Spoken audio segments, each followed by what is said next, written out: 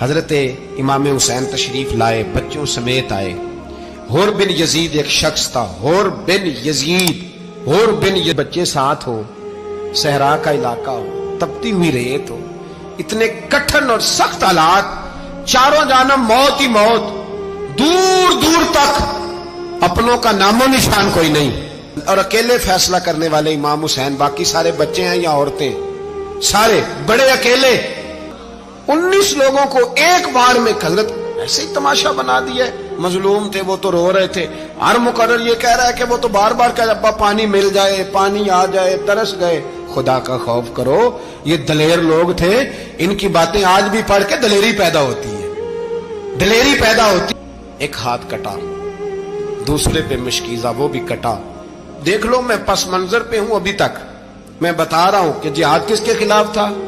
ظالم حکمران کے خلاف، ظالم کافر کے خلاف نہیں، مشرک کے خلاف نہیں۔ حضرت امام حسین رضی اللہ تعالیٰ عنہ نے ہر جگہ ایک ہی بات کی کہ یزید شرابی ہے تو بچے کٹوا دوں گا، شرابی کو ووٹ۔ یہ ایک نہیں، ہر کتاب میں یہی لکھا، ہر کتاب میں، اور ہر مسلک کی کتاب۔ یزید چونکہ مجرے دیکھتا ہے، رنڈیوں کا ناچ دیکھتا ہے، بچے کٹوا دوں گا، اس کے ہاتھ میں ہاتھ۔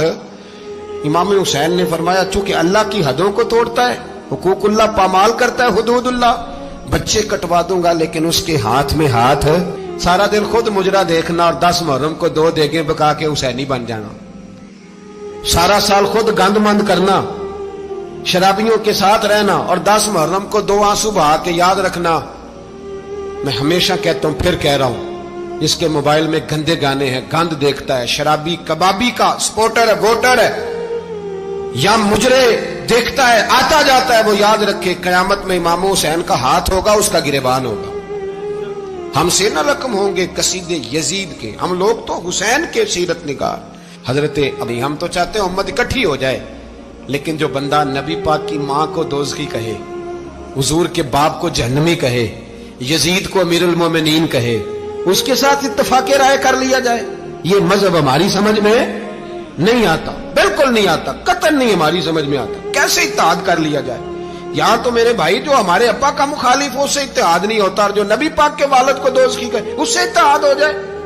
کہتے ہیں جی اتنی فرقہ واریت ہو گئی، ہم کس مسجد میں جائیں؟ 60 پارٹیاں پاکستان میں رجسٹرڈ ہیں جو الیکشن لڑتی ہیں، کبھی کسی بندے کو ٹینشن نہیں ہوئی کہ کس کے پاس جائیں کس کے پاس نہ جائیں، کبھی نہیں کو بولا کہ اب وہ بھی کھڑا ہو گیا، وہ بھی، کوئی ٹینشن نہیں۔ مذہب کی باری ٹینشن ہو جاتی ہے، اتنا بڑا مذہب ہوتا ہے بھائی، غلط بندے بھی آ ہی جاتے ہیں بیچ میں، تھوڑا پہچان کے چلنا پڑتا ہے، صحیح کون ہے اور غلط۔ اور یہی تو ہمیں امام حسین نے بتایا ہے کہ مذہب کے اندر ہی تم نے شناخت کرنی ہے کہ بندہ ٹھیک کون ہے اور بندہ غلط۔ یہی تو کربلا ہے، یہی تو امام حسین نے بتایا، کفر اسلام نہیں، حق اور باطل۔ تو سمجھیے، درس یہ ہے، پیغام یہ ہے، پیغام یہ ہے، یاد رکھو موت تیزی سے آ رہی ہے، ہمارے ساتھ والے، دائیں بائیں والے سب چلے گئے، اسی طرح نمبر لگے گا، ایک دن اعلان ہوگا۔ ضمیر کے قیدی بن کے زندگی نہ گزارو، بالکل نہ گزارو، یہ تھوڑی سی زندگی ہے، دنیا سجن المومن۔ حق بات کرو، حق پہ ڈٹنا سیکھو، دین سمجھو، خبردار رسول پاک صلی اللہ علیہ وسلم کے دین میں ظالم، جابر، فاسق، فاجر کی کوئی گنجائش قطعاً نہیں ہے۔ حضرت عمر جب نعرہ لگاتے نا تو کیسر و کسرا کانپتے، سفیر آتے روم کے ملنے کے لیے تو کہتے جاؤ عمر نفل پڑھ رہے ہیں، ٹائم کوئی نہیں۔ ایک دن اندر میٹنگ ہو رہی تھی، حضرت عمر میٹنگ میں بیٹھے تھے، آپ کے بیٹے ملنے آئے عبداللہ ابن عمر، ابا جی اندر آ جاؤ، فرمایا دروازے پہ کھڑا ہو، میں ضروری بات کر رہا ہوں، اندر نہ آنا۔ جناب عبداللہ ابن عمر کہتے ہیں میں دروازے پہ کھڑا ہو گیا، تھوڑی دیر گزری تو امام حسین بھی آ گئے۔ ایک حدیث میں، ایک روایت میں امام حسن کا لفظ بھی ہے، امام حسین آئے، آ کے عبداللہ ابن عمر سے کہنے لگے عمر فاروق اندر ہیں؟ تو کہا وہ اندر تو ہے۔ تو کہا آپ کیوں دروازے پہ کھڑے ہیں؟ کہنے لگے ابا جی نے کہا ہے یہاں انتظار کرو، میں کوئی ضروری بات کر رہا ہوں، لیکن شہزادے میرے لیے کہا ہے، میرے لیے، آپ جانا چاہیں تو چلے جائیں۔ امام حسین کہنے لگے امیر المومنین کوئی بات کر رہے ہوں گے، میں ظہر کے وقت مسجد میں مل لوں گا، ظہر کا ٹائم آئے گا نا تو میں مسجد میں مل لوں گا۔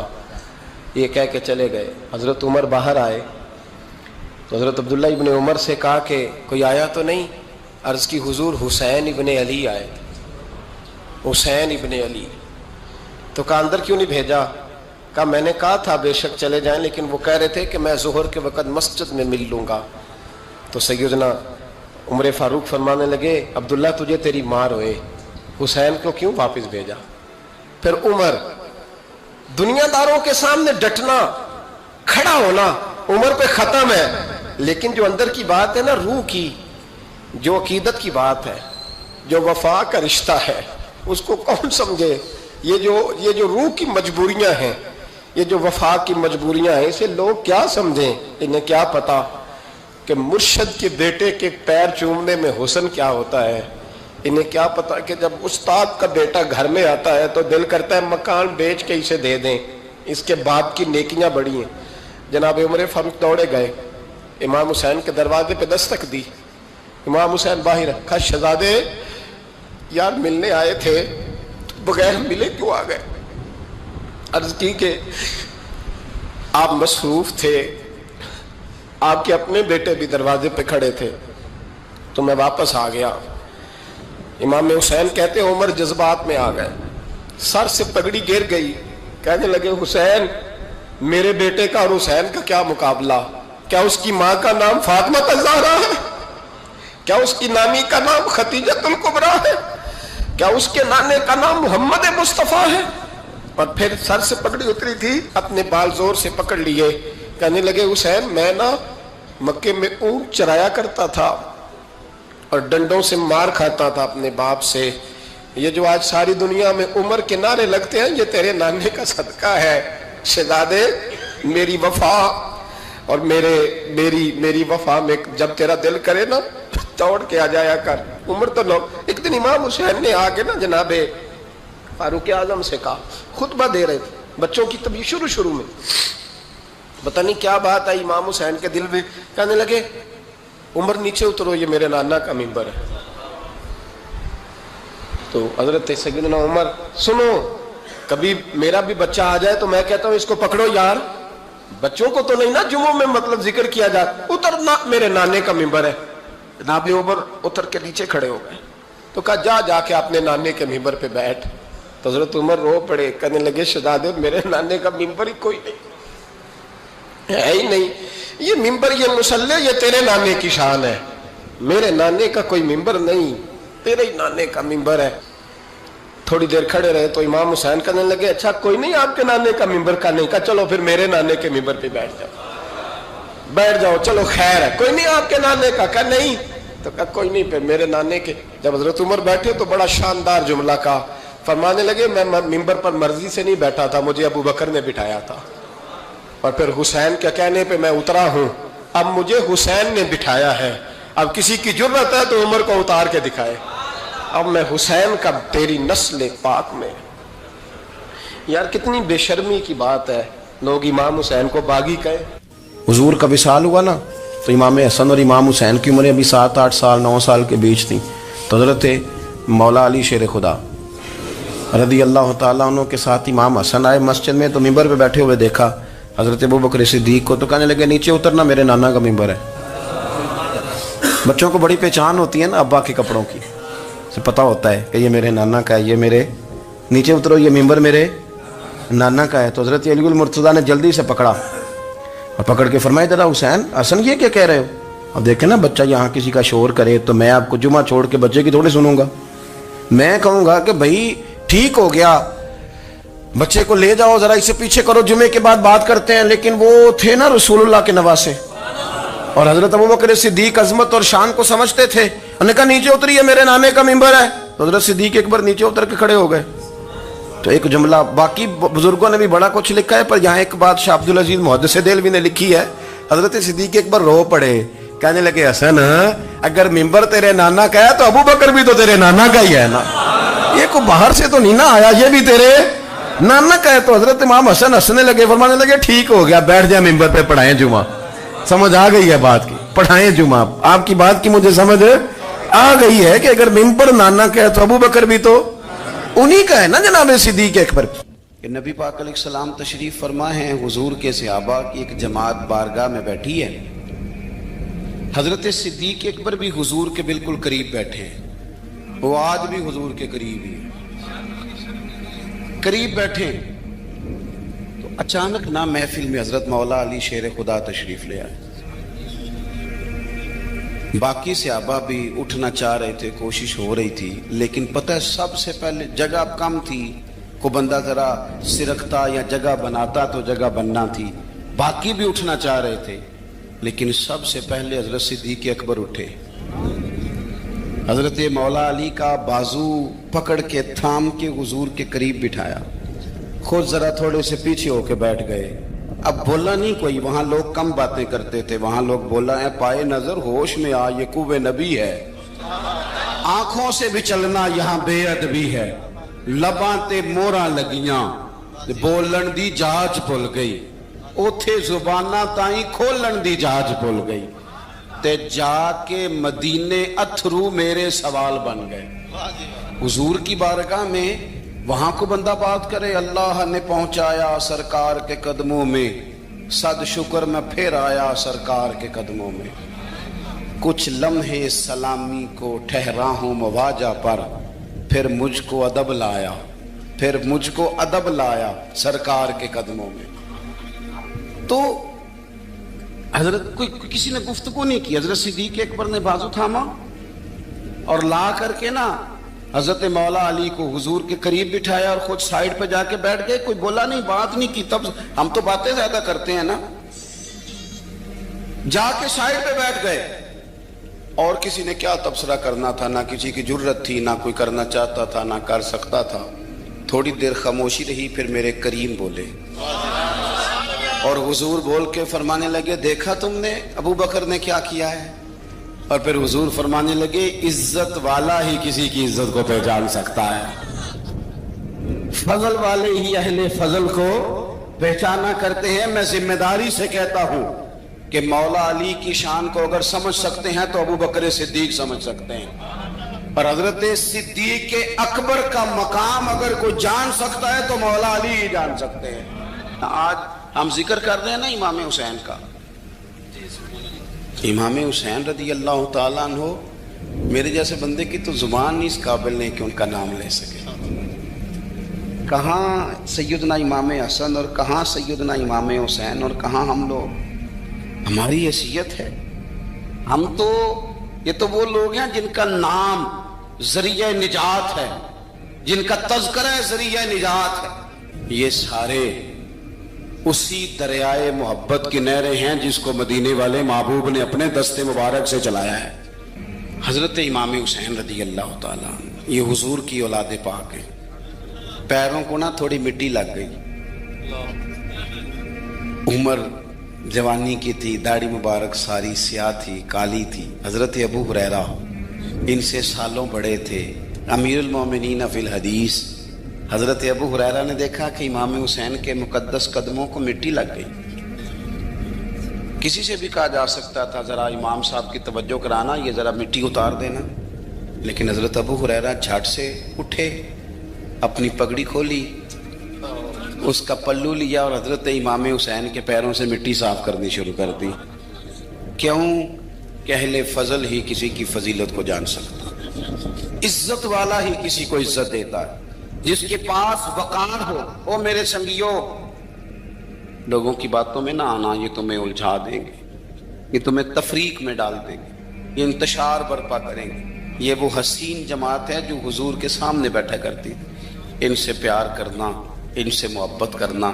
آپ کبھی ترمذی کی ایک حدیث پڑھیں تو مر جانے کو جی کرتا ہے. حضور نے فرمایا تھا، میرے صحابہ کے بارے میں اللہ سے ڈرنا، میرے بعد انہیں اپنی زبانوں کا نشانہ نہ بنانا.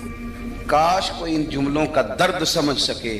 فرمایا رب سے ڈرنا، اور کریم فرمانے لگے جس نے ان سے محبت کی میری محبت کی وجہ سے محبت کی، اور جس نے ان سے عداوت رکھی میری وجہ سے رکھی. کبھی بھی کسی اور جو حضور کی اولاد ہے. صحابہ کرام نے ایک جگہ کچھ نذرانہ جمع کیا اور جمع کر کے کہا کہ حضور کی بارگاہ میں پیش کرنا ہے. اخراجات بہت زیادہ ہیں اور ظاہری وسائل اس ترتیب سے نہیں ہیں. یہ نذرانہ ہر مہینے پیش کرنا ہے. جب وہ لے کے حضور کی بارگاہ میں گئے نا تو اللہ نے قرآن نازل کر دیا. فرمایا محبوب ان سے کہہ دو لا اسألکم علیہ اجرا، میں تبلیغ دین پر تم سے کوئی اجر نہیں مانگتا، الا المودۃ فی القربى، بس میرے قریبیوں سے پیار کرتے رہنا، میرے قریبیوں سے محبت کرنا، پیار کرنا قریبیوں سے، حسنین کریمین سے جو حضور کا پیار ہے، جو نبی پاک علیہ السلام کی ان کے ساتھ والہانہ محبت ہے۔ اعلیٰ حضرت بریلوی نے حدیث لکھی ہے، راوی حضرت عثمان غنی ہے رضی اللہ تعالیٰ عنہ۔ حضور سید عالم صلی اللہ تعالیٰ علیہ وآلہ وسلم نے نا گھر میں پیغام بھیجا، فرمایا فاطمہ سے کہو ذرا حسن حسین کو تو بھیجے۔ یہ سارا دن ہی حضور کے پاس رہتے ہیں، سارا دن ہی، لیکن وہ جو والہانہ پن ہے، جو محبت ہے، جو ان کے ساتھ محبوب کا خاص لگاؤ ہے، سیدہ سے کہو ذرا شہزادوں کو بھیجے، تھوڑی سی دیر ہو گئی آنے میں۔ اعلیٰ حضرت فرماتے ہیں یوں لگتا جیسے سیدہ فاطمہ کپڑے نہیں ماں بدلنے لگتی بچوں کے، خوشبو نہیں لگانے لگتی، تھوڑی تیاری میں دیر ہو گئی تو محبوب نے نظریں جمائی ہیں اس حجرے کی طرف جہاں سے امام حسن اور حسین نے آنا ہے۔ رحمت کے عجب ہی جمیلے ہیں، حسنین یہاں پر کھیلے ہیں۔ تو دونوں شہزادوں جب دروازہ کھلا تو حضرت عثمان غنی کہتے ہیں بچے جب نکلے نا دونوں تو یہ کوئی 10 15 50 100 میل دور سے تھوڑی آ رہے ہیں، تو یہی رہتے ہیں محبوب کے قرب خاص میں، انہیں سایہ کرم ہر وقت نصیب ہے۔ لیکن نبی کریم علیہ السلام کا جو والہانہ پن ہے، جو ان کے ساتھ حضور کا رشتہ محبت ہے، جیسے ہی دونوں شہزادے آئے حضرت عثمان غنی فرماتے ہیں محبوب نے مقدس گھٹنے زمین پہ رکھ دیے اور دونوں بازو کھول دیے۔ ایک شہزادہ اس سینے سے لگ گیا اس کندھے سے، ایک اس کندھے سے لگ گیا، اور پہلے بھی حضور پیار کرتے تھے پر آج تو رخ ہی بدل گیا بات کا۔ اللہ کے پیارے حبیب علیہ الصلوۃ والسلام فرمانے لگے اے اللہ، یہ دونوں شہزادے کندھے سے لگے ہوئے، حضور فرمانے لگے اے اللہ میں ان دونوں سے محبت کرتا ہوں، تو بھی ان سے محبت فرما۔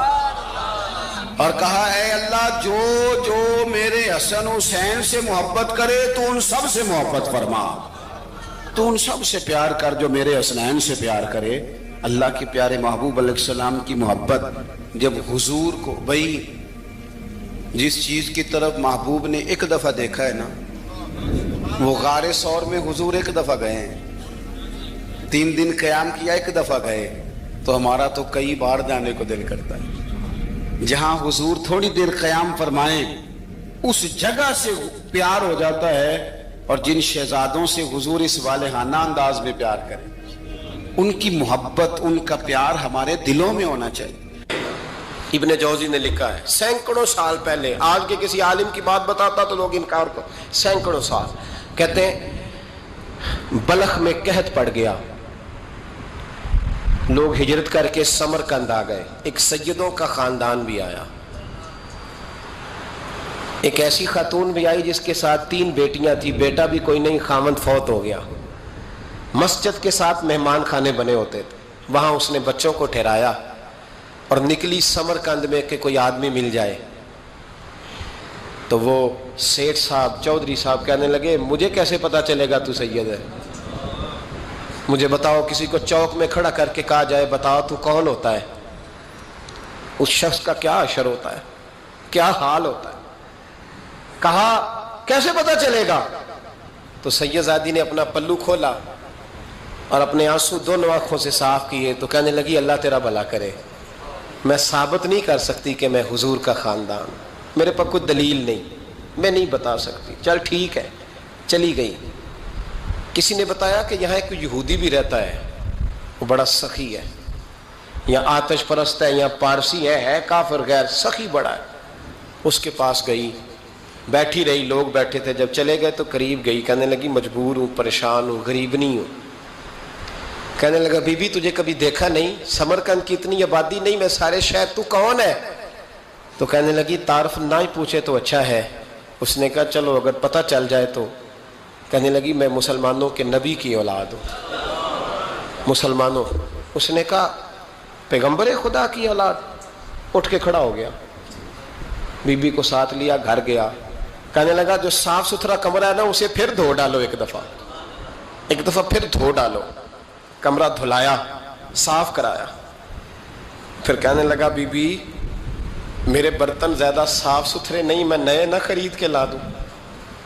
پھر نئے برتن لایا. پھر اپنے بچوں سے کہنے لگا اونچا نہ بھولنا کہ سیدہ فاطمہ کی شہزادیاں آئی ہیں، یہاں کوئی شخص اونچی بات نہ کرے. پھر کہنے لگا بی بی جو میرا بالکل طیب اور حلال رزق ہے نا، یہ اس میں سے لنگر ہے، لیکن چونکہ میں غیر مسلم ہوں، مجھے سلیقے نہیں آتے، جیسا تیسا بھی ہو نا اسے قبول کر لینا. خاتون کو کہنے لگا یہ گھر ہے، جب تک جی چاہے یہاں رہنا، اور دیکھنا ہو سکے تو رات اپنے نبی سے سفارش کرنا، میرا بھی کوئی مسئلہ، میری بھی کوئی قبولیت کہیں ہو جائے. وہ مسلمان کہلانے والا رات کو سویا. کہتے جنت سجی ہوئی ہے، لوگ جنت میں جا رہے ہیں، لائنیں لگی ہوئی ہیں، نبی پاک لوگوں کو جنت میں بھیج رہے ہیں. میں بھی دوڑ کے لائن میں لگ گیا، فرشتے نے میرا بازو پکڑا، کا پیچھے ہٹ. تو میں دوڑ کے حضور کی بارگاہ میں گیا، میں حضور سارے جنت میں جا رہے ہیں، یہ مجھے نہیں جانے دیتا. تو نبی پاک نے فرمایا تو کون ہے؟ کہ یا رسول اللہ میں مسلمان ہوں. کہتے حضور مجھ سے فرمانے لگے کوئی دلیل ہے تیرے پاس؟ دلیل ہے کوئی تیرے پاس؟ میں چپ کر گیا. فرمایا میری بیٹی اگر تیرے دروازے پر آ ہی گئی تھی تو دلیلیں پوچھنے لگ گیا تھا. ہم جا دوڑ جا. سویرے آنکھ کھلی تو گلیوں میں ڈھونڈتا پھرتا ہے، تلاش کرتا پھرتا ہے، کونے کونے میں جاتا ہے وہ سادات کا گھرانہ کہاں گیا. ڈھونڈتے ڈھونڈتے اس غیر مسلم کے دروازے پہ جا کے پہچان لیا. تو کہنے لگا خدا کا واسطہ جو تو نے نوکری کی ہے نا ان کی مجھ سے 11 گنا لے لے، یہ سادات کا گھر مجھے دے دے. تو کہنے لگا کل تو آتا تو شاید بات اور ہوتی، آج بات اور ہے. اس نے کہا مہربانی کر. کہا نہیں کل تو آتا تو معاملہ اور تھا، آج معاملہ آج اور ہے، رنگ بدل گیا ہے، حالات تبدیل ہو گئے ہیں، اب تو دیکھ تاک کے آیا، جا دوڑ جا.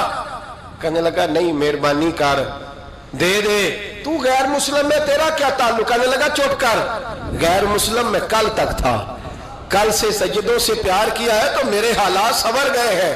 وہ جو نظارے تو نے رات خواب میں دیکھے ہیں میں نے جاگتی آنکھوں سے دیکھے ہیں، میں نے جاگتی آنکھوں سے. اور تو نے کسی مفتی پیر عالم کے ہاتھ پہ کلمہ پڑھا ہے، میں نے رات محمد عربی کے ہاتھ پہ کلمہ پڑھا.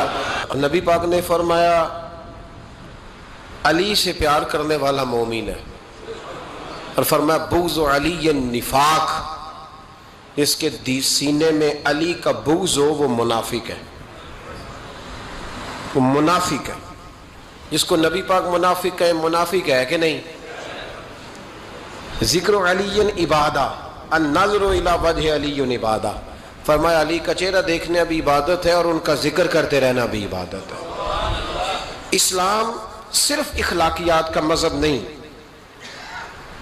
اخلاق، مسلمان کا اخلاق یہ اس کا پھل ہے، یہ اس کا پتے ہیں، پھول ہیں.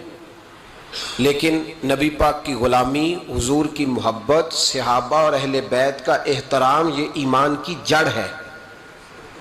جڑ مضبوط نہ ہو تو نہ پھول اگتے ہیں، نہ پھل آتے ہیں، نہ ٹہنیوں پر کوئی پتا آتا ہے.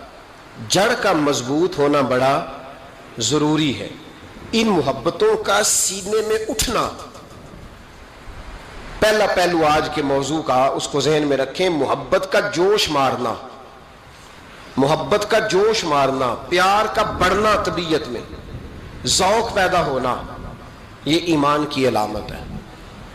یعنی حضرت عمر کی بات سن کے دل کا ٹھنڈا ہونا ایمان کی علامت ہے، اور امام حسین کی بات سن کے طبیعت کا سکون میں آنا یہ ایمان کی علامت ہے. حضرت فاطمہ الزہرا کا ذکر ہو اور وجود کے رونگٹے کھڑے ہو جائیں، طبیعت پہ کیف طاری ہو جائے، سیدہ زینب کا تذکر آئے تو آنکھوں میں آنسو چھلک پڑے، یہ ایمان کی علامت ہے.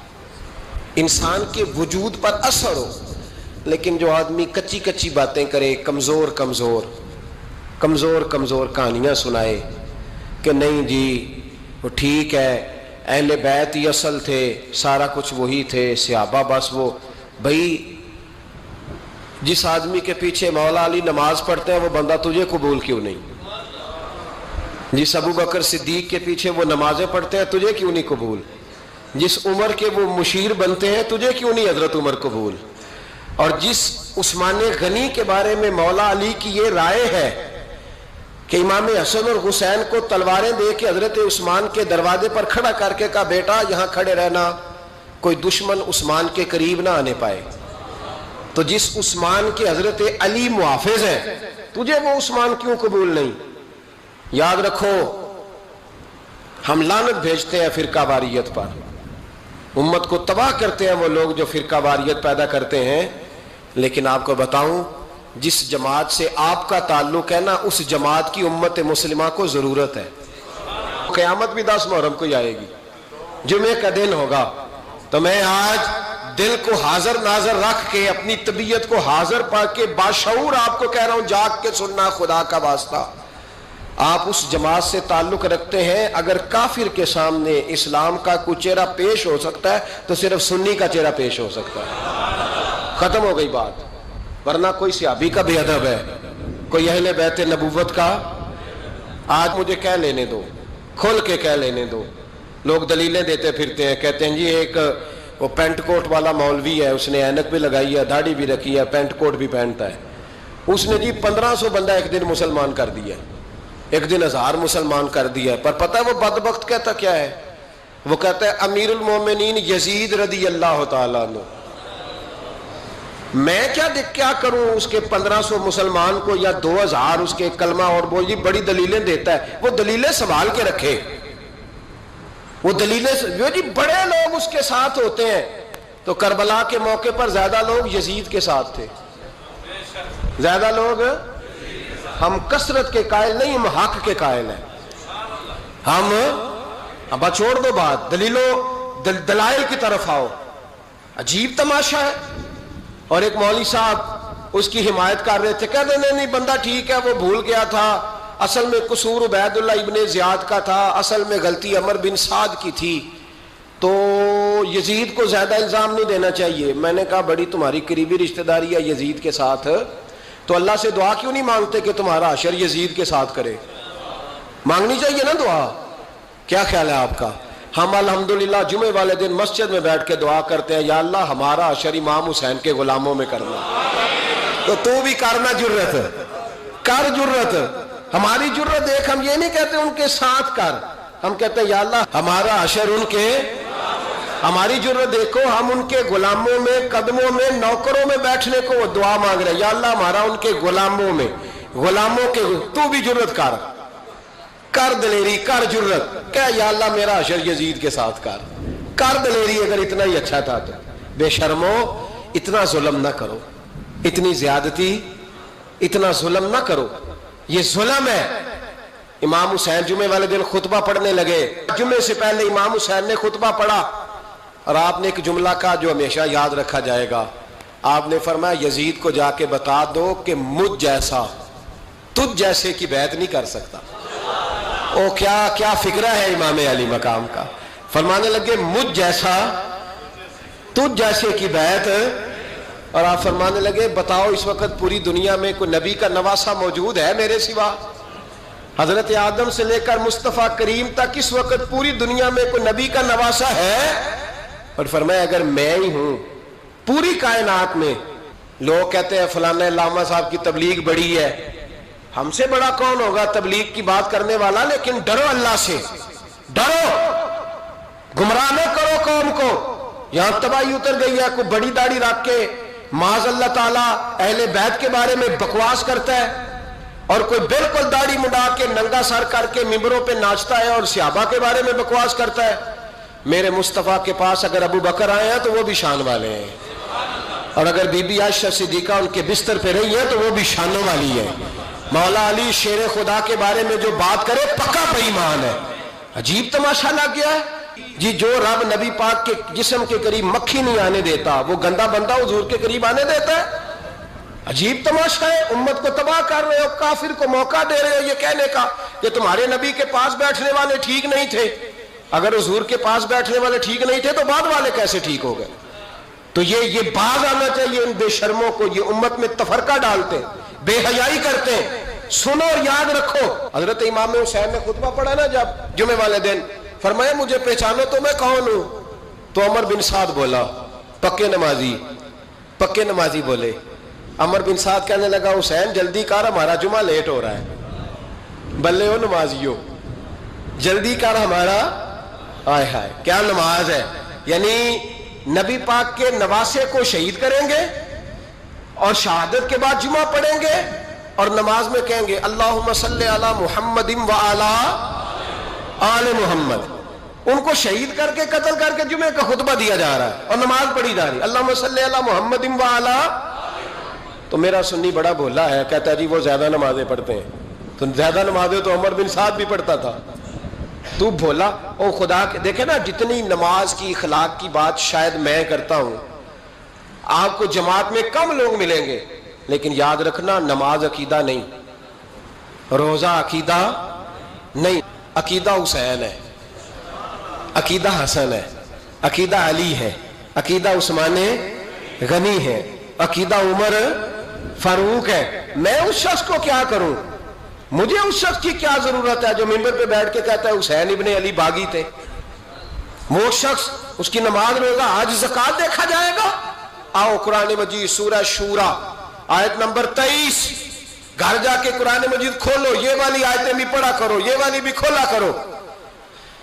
صحابہ جمع ہو کے نبی پاک کے پاس آئے, عرض کی یا رسول اللہ صلی اللہ علیہ وسلم آپ کے خرچے زیادہ ہیں, آمدن کا ذریعہ کوئی نہیں. جس طرح آج لوگ ہر پیر صاحب سے نہیں پوچھ رہے, علامہ صاحب سے, کہ آپ کام کوئی نہیں کرتے, کپڑے پھر بھی سفید پہنتے ہیں, کیا ذرائع آمدن ہے, پھر بھی آپ گاڑی میں گھومتے ہیں. ہمارا تو پروگرام تھا مولوی بھوکا مر جائے, پر اس کے پاس آتے ہیں تو یہ تازی چائے پلاتا ہے. کیا مطلب, کس طرح کا رویہ ہے. صحابہ کے بار وہ یہ نہیں سوچتے تھے آتے کام, وہ کہتے تھے آگے بڑھ کے حصہ ڈالے. وہ سارے آگے بڑھے, کہا یا رسول اللہ صلی اللہ علیہ وسلم اخراجات زیادہ ہیں, ذرائع آمدن بظاہر کوئی نہیں, نذرانوں پہ اعتراض نہ کیا کرو. نذرانہ دینا نبی پاک کی سنت ہے, نذرانہ قبول کر لینا نبی پاک کی, بولو, حضور کی سنت ہے. تو صحابہ جمع ہو کے آئے, ایک جگہ پہ میٹنگ کی, کہا تھوڑے سے پیسے ہر مہینے پیش کریں گے. تو حضور سے بات کون کرے گا پیسوں کی, کہا ہم نے نہیں کرنی, نبی پاک کے چچا جناب عباس کریں گے. حضرت عباس رضی اللہ تعالیٰ عنہ کے ذمہ لگایا گیا. جناب عباس آئے, حضرت عباس رضی اللہ تعالیٰ عنہ پیسے لے کے آئے, اور سیانے بندے تھے, انہوں نے بڑی سمجھداری والی عقل مندی والی بات چھیڑی. یہ نہیں کہا کہ حضور ہم یہ نذرانہ دیں گے, کہنے لگے یا رسول اللہ ہمیں پتہ ہے آپ کی مذہبی مصروفیت اتنی ہے کہ آپ کو ٹائم نہیں ملتا کاروبار کرنے کا. اگر آپ کام کریں گے تو پھر آپ کس طرح کر کے دین کا کام ہو سکے گا. اور یا رسول اللہ آپ نے جو ہمارے لیے کیا ہے اس کا ہم بدلہ نہیں دے سکتے, ایک حرف کا بدلہ نہیں دے سکتے. حضور یہ تھوڑا سا نذرانہ ہر مہینے لایا کریں گے, قبول کر لیں. نبی پاک کے سامنے رکھا ہی تھا کہ اللہ کا قرآن بول پڑا, کا کل لا اسألکم علیہ اجرا, محبوب ان سے فرما دو کہ میں نے تمہارے لیے بڑی تکلیف سہی ہے, پر میں تم سے کوئی اجر نہیں مانگتا, تم سے کوئی اجر نہیں مانگتا. ہاں اگر تم نے کچھ کرنا ہے الا المودۃ فی القربى, تو میرے قریبیوں سے پیار کرتے رہنا, میری ختیجہ سے پیار کرنا, میری عائشہ کا ادب کرنا, میرے قریبیوں کا احترام کرنا. یا رسول اللہ ازواج تو گھر میں ہے ہی, قریبی کوئی اور بھی خاص ہے جس کا ادب کرنا ہے؟ تو نبی پاک نے فرمایا ہاں علی, فاطمہ, علی اور فاطمہ کی اولاد. فرمایا ان کا ادب کرتے رہنا, اس کا مطلب یہ ہوگا کہ تم نے میرے ساتھ بڑا ہی اچھا سلوک کیا ہے. کہا ان کا ادب کرنا, جناب علی, سیدہ فاطمہ, اور دونوں کی ان کا ادب کرنا فرائض دین, اہل بیت کا ادب کرنا فرائض. کچھ لوگ کہتے ہیں کچھ لوگ جی سید بن گئے ہے نہیں, پر تو میں کہ جڑے بن گئے نا انہوں نے اللہ آپ ہی پوچھ لے گا, تو ادب کر.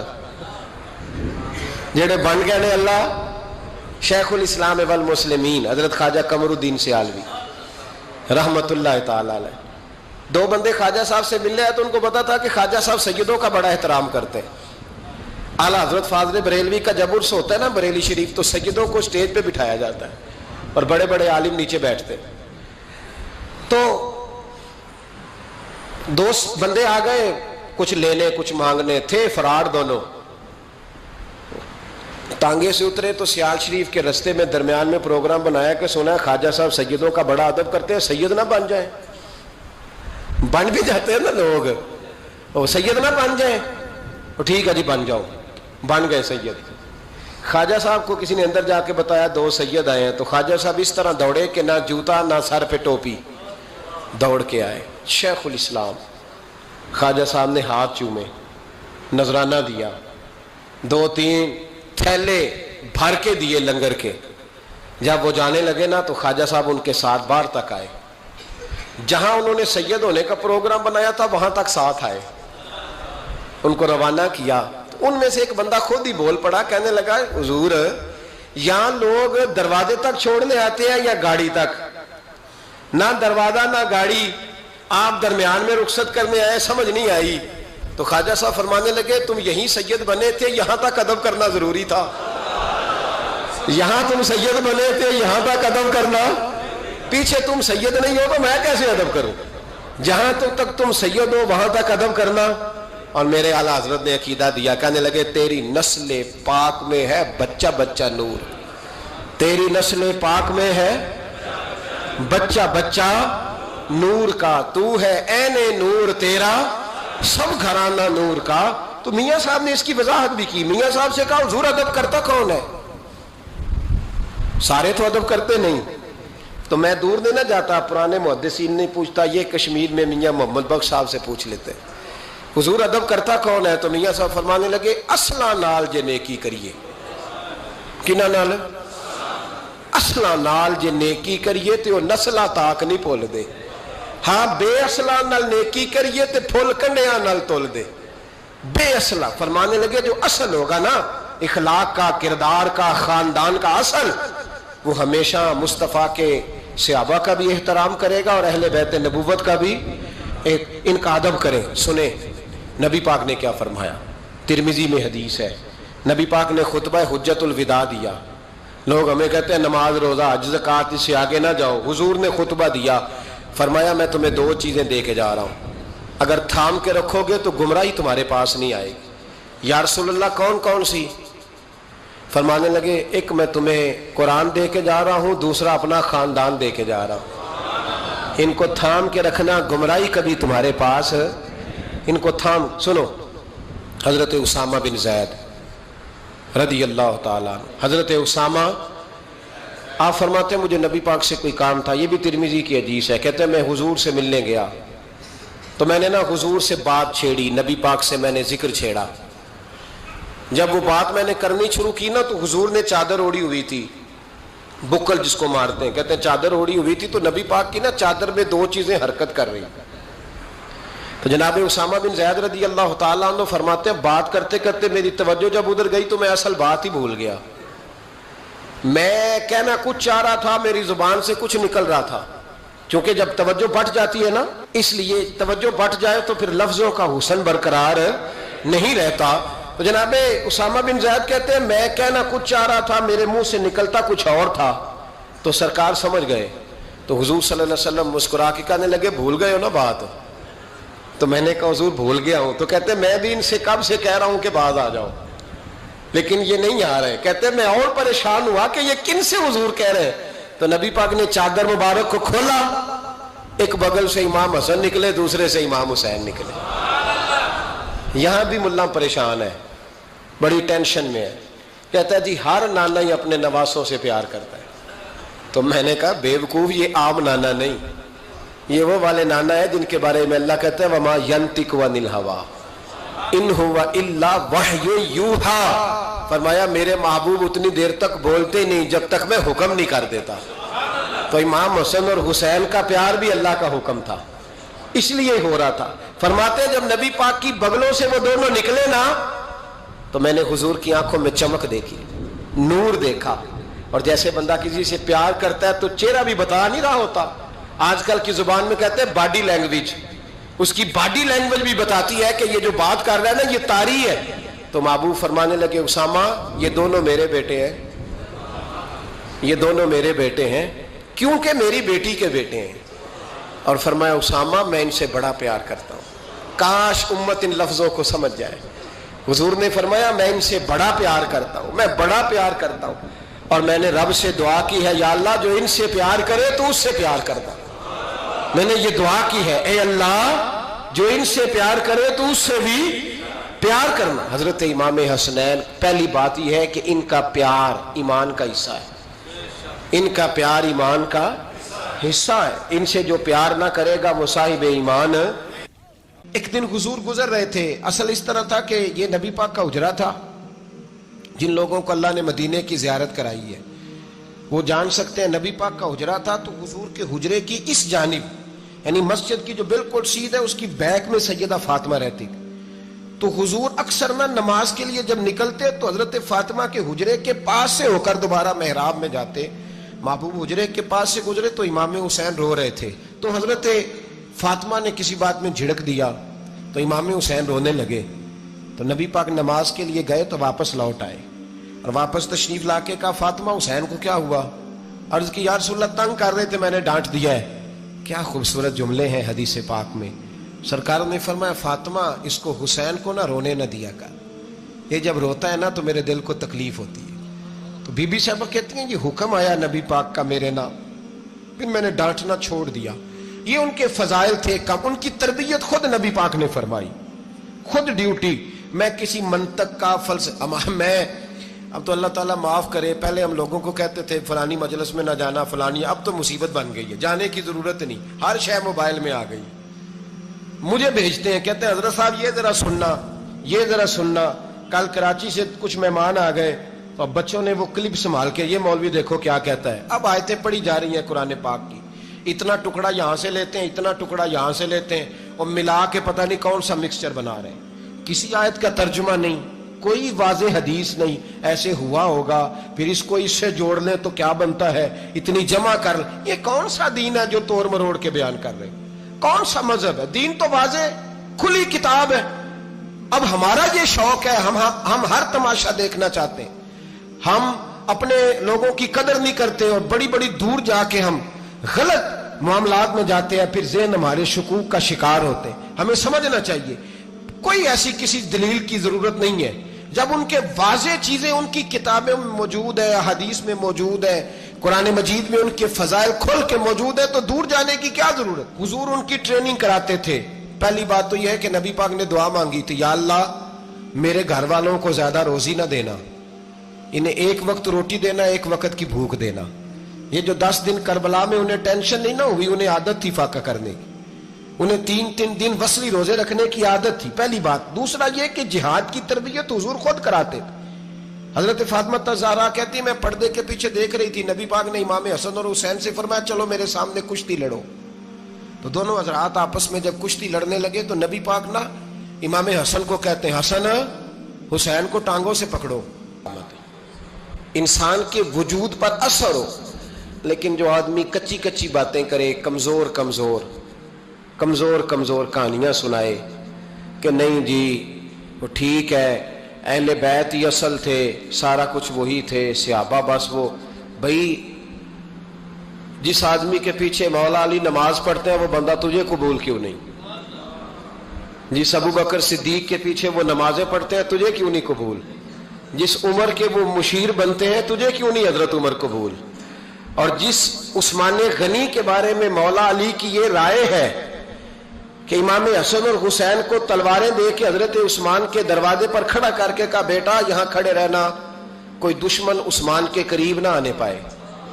تو جس عثمان کے حضرت علی محافظ ہیں تجھے وہ عثمان کیوں قبول نہیں؟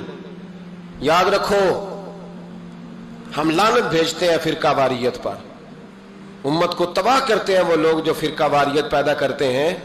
لیکن آپ کو بتاؤں جس جماعت سے آپ کا تعلق ہے نا اس جماعت کی امت مسلمہ کو ضرورت ہے. قیامت بھی 10 محرم کو ہی آئے گی, جمعے کا دن ہوگا.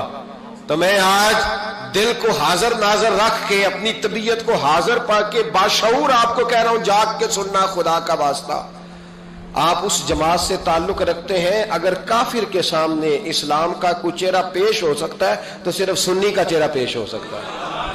ختم ہو گئی بات.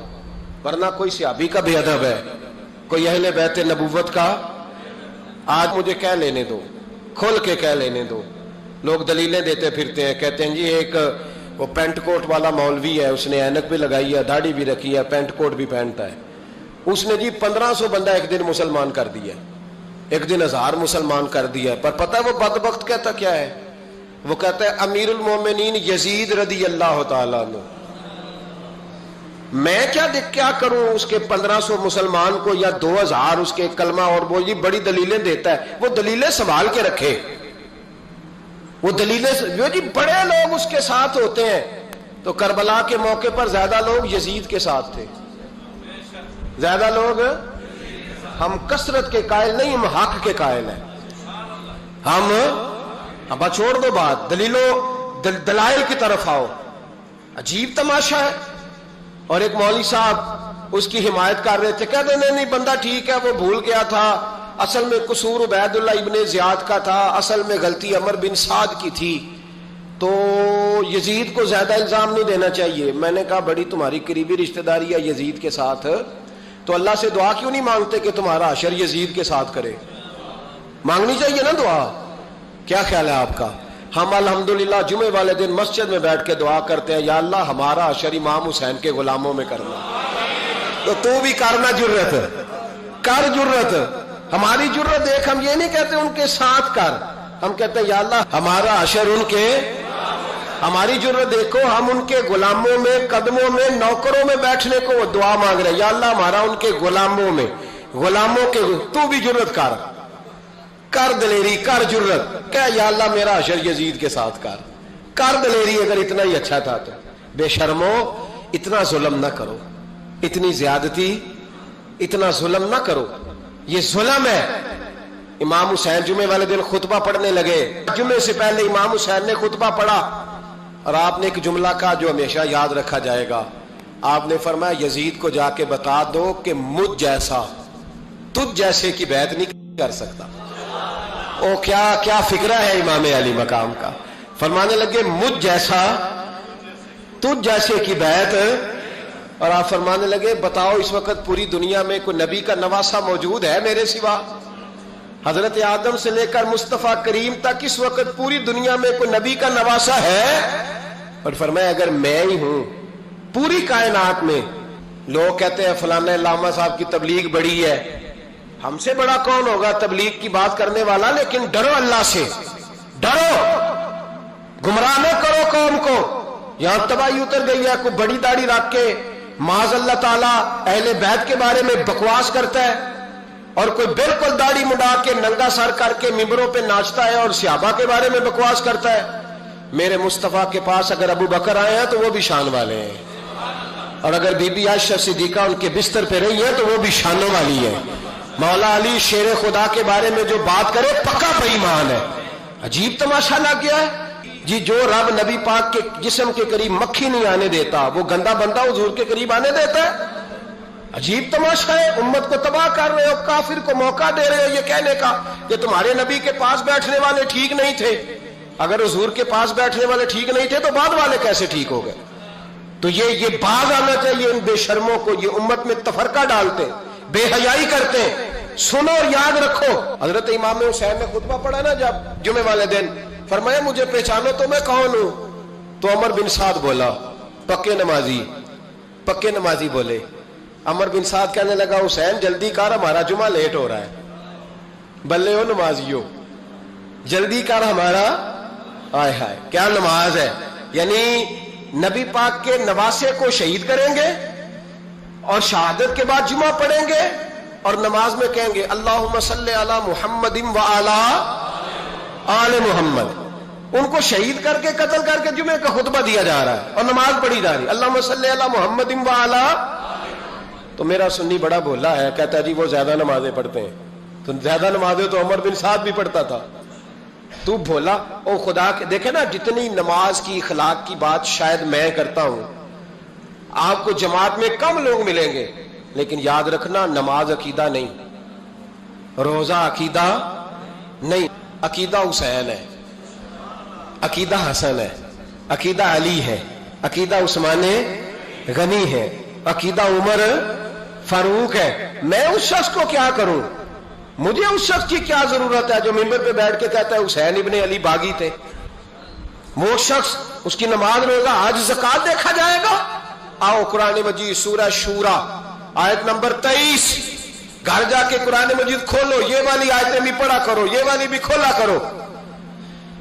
صحابہ جمع ہو کے نبی پاک کے پاس آئے، عرض کی یا رسول اللہ صلی اللہ علیہ وسلم آپ کے خرچے زیادہ ہیں، آمدن کا ذریعہ کوئی نہیں۔ جس طرح آج لوگ ہر پیر صاحب سے نہیں پوچھ رہے، علامہ صاحب سے، کہ آپ کام کوئی نہیں کرتے، کپڑے پھر بھی سفید پہنتے ہیں، کیا ذرائع آمدن ہے، پھر بھی آپ گاڑی میں گھومتے ہیں۔ ہمارا تو پروگرام تھا مولوی بھوکا مر جائے، پر اس کے پاس آتے ہیں تو یہ تازی چائے پلاتا ہے، کیا مطلب، کس طرح کا رویہ ہے؟ صحابہ کے بار وہ یہ نہیں سوچتے تھے آتے کہاں، وہ کہتے تھے آگے بڑھ کے حصہ ڈالیں۔ وہ سارے آگے بڑھے، کہا یا رسول اللہ صلی اللہ علیہ وسلم اخراجات زیادہ ہیں، ذرائع آمدن بظاہر کوئی نہیں، نذرانوں پہ اعتراض نہ کیا کرو، نذرانہ دینا نبی پاک کی سنت ہے، نذرانہ قبول کر لینا نبی پاک کی، بولو، حضور کی سنت ہے۔ تو صحابہ جمع ہو کے آئے، ایک جگہ پہ میٹنگ کی، کہا تھوڑے سے پیسے ہر مہینے پیش کریں گے۔ تو حضور سے بات کون کرے گا پیسوں کی؟ کہا ہم نے نہیں کرنی، نبی پاک کے چچا جناب عباس کریں گے۔ حضرت عباس رضی اللہ تعالیٰ عنہ کے ذمے لگایا گیا، جناب عباس آئے، حضرت عباس رضی اللہ تعالیٰ عنہ پیسے لے کے آئے، اور سیانے بندے تھے، انہوں نے بڑی سمجھداری والی، عقل مندی والی بات چھیڑی۔ یہ نہیں کہا کہ حضور ہم یہ نذرانہ دیں گے، کہنے لگے یا رسول اللہ ہمیں پتہ ہے آپ کی مذہبی مصروفیت اتنی ہے کہ آپ کو ٹائم نہیں ملتا کاروبار کرنے کا، اگر آپ کام کریں گے تو پھر آپ کس طرح کر کے دین کا کام ہو سکے گا، اور یا رسول اللہ آپ نے جو ہمارے لیے کیا ہے اس کا ہم بدلہ نہیں دے سکتے، ایک حرف کا بدلہ نہیں دے سکتے، حضور یہ تھوڑا سا نذرانہ ہر مہینے لایا کریں گے، قبول کر لیں۔ نبی پاک کے سامنے رکھا ہی تھا کہ اللہ کا قرآن بول پڑا، کا کل لا اسألکم علیہ اجرا، محبوب ان سے فرما دو کہ میں نے تمہارے لیے بڑی تکلیف سہی ہے، پر میں تم سے کوئی اجر نہیں مانگتا، تم سے کوئی اجر نہیں مانگتا، ہاں اگر تم نے کچھ کرنا ہے الا المودۃ فی القربى، تو میرے قریبیوں سے پیار کرتے رہنا، میری ختیجہ سے پیار کرنا، میری عائشہ کا ادب کرنا، میرے قریبیوں کا احترام کرنا۔ یا رسول اللہ ازواج تو گھر میں ہے ہی، قریبی کوئی اور بھی خاص ہے جس کا ادب کرنا ہے؟ تو نبی پاک نے فرمایا ہاں، علی، فاطمہ، علی اور فاطمہ کی اولاد، فرمایا ان کا ادب کرتے رہنا، اس کا مطلب یہ ہوگا کہ تم نے میرے ساتھ بڑا ہی اچھا سلوک کیا ہے۔ کہا ان کا ادب کرنا، جناب علی، سیدہ فاطمہ، اور دونوں کی ان کا ادب کرنا فرائض دین، اہل بیت کا ادب کرنا فرائض۔ کچھ لوگ کہتے ہیں کچھ لوگ جی سید بن گئے ہے نہیں، پر تو میں کہ جڑے بن گئے انہوں نے اللہ آپ ہی پوچھ لے گا، تو ادب کر، جڑے بن گئے نے اللہ۔ شیخ الاسلام والمسلمین حضرت خواجہ قمر الدین سیالوی رحمت اللہ تعالی علیہ، دو بندے خواجہ صاحب سے مل رہے تو ان کو پتا تھا کہ خواجہ صاحب سیدوں کا بڑا احترام کرتے ہیں۔ اعلیٰ حضرت فاضل بریلوی کا جب عرس ہوتا ہے نا بریلی شریف، تو سیدوں کو سٹیج پہ بٹھایا جاتا ہے اور بڑے بڑے عالم نیچے بیٹھتے۔ تو دو بندے آ گئے، کچھ لینے کچھ مانگنے، تھے فرار دونوں،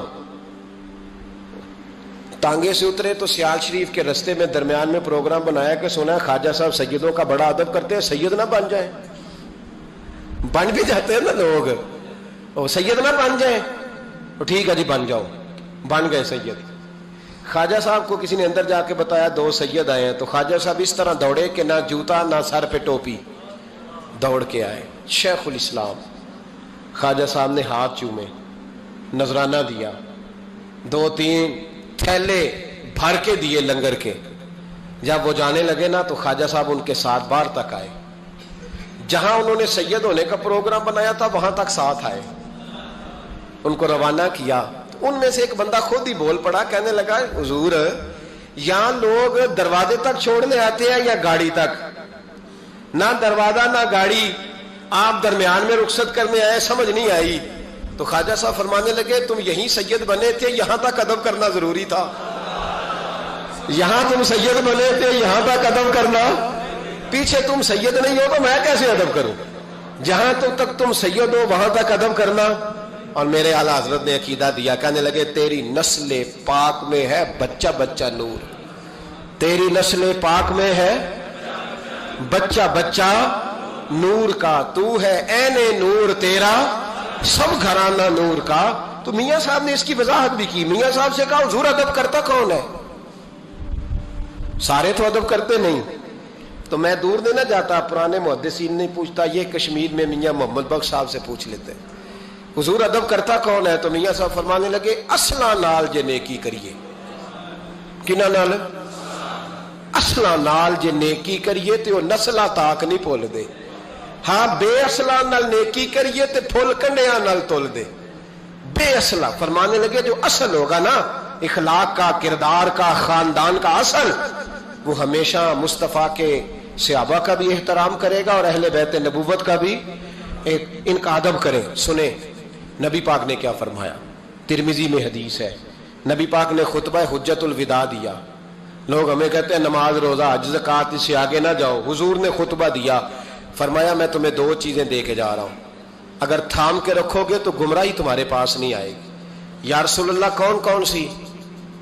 فرمانے لگے ایک میں تمہیں قرآن دے کے جا رہا ہوں، دوسرا اپنا خاندان دے کے جا رہا ہوں، ان کو تھام کے رکھنا، گمراہی کبھی تمہارے پاس ان کو تھام۔ سنو حضرت اسامہ بن زید رضی اللہ تعالیٰ عنہ، حضرت اسامہ آپ فرماتے ہیں مجھے نبی پاک سے کوئی کام تھا، یہ بھی ترمذی کی حدیث ہے، کہتے ہیں میں حضور سے ملنے گیا تو میں نے نا حضور سے بات چھیڑی، نبی پاک سے میں نے ذکر چھیڑا۔ جب وہ بات میں نے کرنی شروع کی نا تو حضور نے چادر اوڑی ہوئی تھی، بکل جس کو مارتے ہیں، کہتے ہیں چادر اوڑی ہوئی تھی، تو نبی پاک کی نا چادر میں دو چیزیں حرکت کر رہی۔ تو جناب اسامہ بن زید رضی اللہ تعالیٰ عنہ فرماتے ہیں بات کرتے کرتے میری توجہ جب ادھر گئی تو میں اصل بات ہی بھول گیا، میں کہنا کچھ چاہ رہا تھا، میری زبان سے کچھ نکل رہا تھا، کیونکہ جب توجہ بٹ جاتی ہے نا، اس لیے توجہ بٹ جائے تو پھر لفظوں کا حسن برقرار نہیں رہتا۔ تو جناب اسامہ بن زید کہتے ہیں میں کہنا کچھ چاہ رہا تھا، میرے منہ سے نکلتا کچھ اور تھا، تو سرکار سمجھ گئے، تو حضور صلی اللہ علیہ وسلم مسکرا کے کہنے لگے بھول گئے ہو نا بات؟ تو میں نے کہا حضور بھول گیا ہوں۔ تو کہتے ہیں میں بھی ان سے کب سے کہہ رہا ہوں کہ باز آ جاؤ، لیکن یہ نہیں آ رہے۔ کہتے ہیں میں اور پریشان ہوا کہ یہ کن سے حضور کہہ رہے ہیں۔ تو نبی پاک نے چادر مبارک کو کھولا، ایک بغل سے امام حسن نکلے، دوسرے سے امام حسین نکلے۔ یہاں بھی ملا پریشان ہے، بڑی ٹینشن میں ہے، کہتا ہے جی ہر نانا ہی اپنے نواسوں سے پیار کرتا ہے۔ تو میں نے کہا بے وقوف، یہ عام نانا نہیں، یہ وہ والے نانا ہے جن کے بارے میں اللہ کہتا ہے وما ینطق عن الہویٰ ان ہوا الا وحی یوحیٰ، فرمایا میرے محبوب اتنی دیر تک بولتے نہیں جب تک میں حکم نہیں کر دیتا۔ تو امام حسن اور حسین کا پیار بھی اللہ کا حکم تھا، اس لیے ہو رہا تھا۔ فرماتے جب نبی پاک کی بغلوں سے وہ دونوں نکلے نا تو میں نے حضور کی آنکھوں میں چمک دیکھی، نور دیکھا، اور جیسے بندہ کسی سے پیار کرتا ہے تو چہرہ بھی بتا نہیں رہا ہوتا، آج کل کی زبان میں کہتے ہیں باڈی لینگویج، اس کی باڈی لینگویج بھی بتاتی ہے کہ یہ جو بات کر رہا ہے نا یہ طاری ہے۔ تو محبوب فرمانے لگے اسامہ یہ دونوں میرے بیٹے ہیں، یہ دونوں میرے بیٹے ہیں کیونکہ میری بیٹی کے بیٹے ہیں۔ اور فرمایا اسامہ میں ان سے بڑا پیار کرتا ہوں، کاش امت ان لفظوں کو سمجھ جائے۔ حضور نے فرمایا میں ان سے بڑا پیار کرتا ہوں، میں بڑا پیار کرتا ہوں، اور میں نے رب سے دعا کی ہے یا اللہ پیار کرے تو اس سے پیار کرتا ہوں۔ میں نے یہ دعا کی ہے اے اللہ جو ان سے پیار کرے تو اس سے بھی پیار کرنا۔ حضرت امام حسنین، پہلی بات یہ ہے کہ ان کا پیار ایمان کا حصہ ہے، ان کا پیار ایمان کا حصہ ہے، اسے جو پیار نہ کرے گا وہ صاحب ایمان۔ ابن جوزی نے لکھا ہے سینکڑوں سال پہلے، آج کے کسی عالم کی بات بتاتا تو لوگ انکار کو، سینکڑوں سال، کہتے ہیں بلخ میں قحط پڑ گیا، لوگ ہجرت کر کے سمرقند آ گئے، ایک سیدوں کا خاندان بھی آیا، ایک ایسی خاتون بھی آئی جس کے ساتھ 3 بیٹیاں تھی، بیٹا بھی کوئی نہیں، خاوند فوت ہو گیا۔ مسجد کے ساتھ مہمان خانے بنے ہوتے تھے، وہاں اس نے بچوں کو ٹھہرایا اور نکلی سمرقند میں کہ کوئی آدمی مل جائے۔ تو وہ سیٹھ صاحب، چودھری صاحب کہنے لگے مجھے کیسے پتا چلے گا تو سید ہے، مجھے بتاؤ، کسی کو چوک میں کھڑا کر کے کہا جائے بتاؤ تو کون ہوتا ہے؟ اس شخص کا کیا اشر ہوتا ہے، کیا حال ہوتا ہے. کہا کیسے پتا چلے گا؟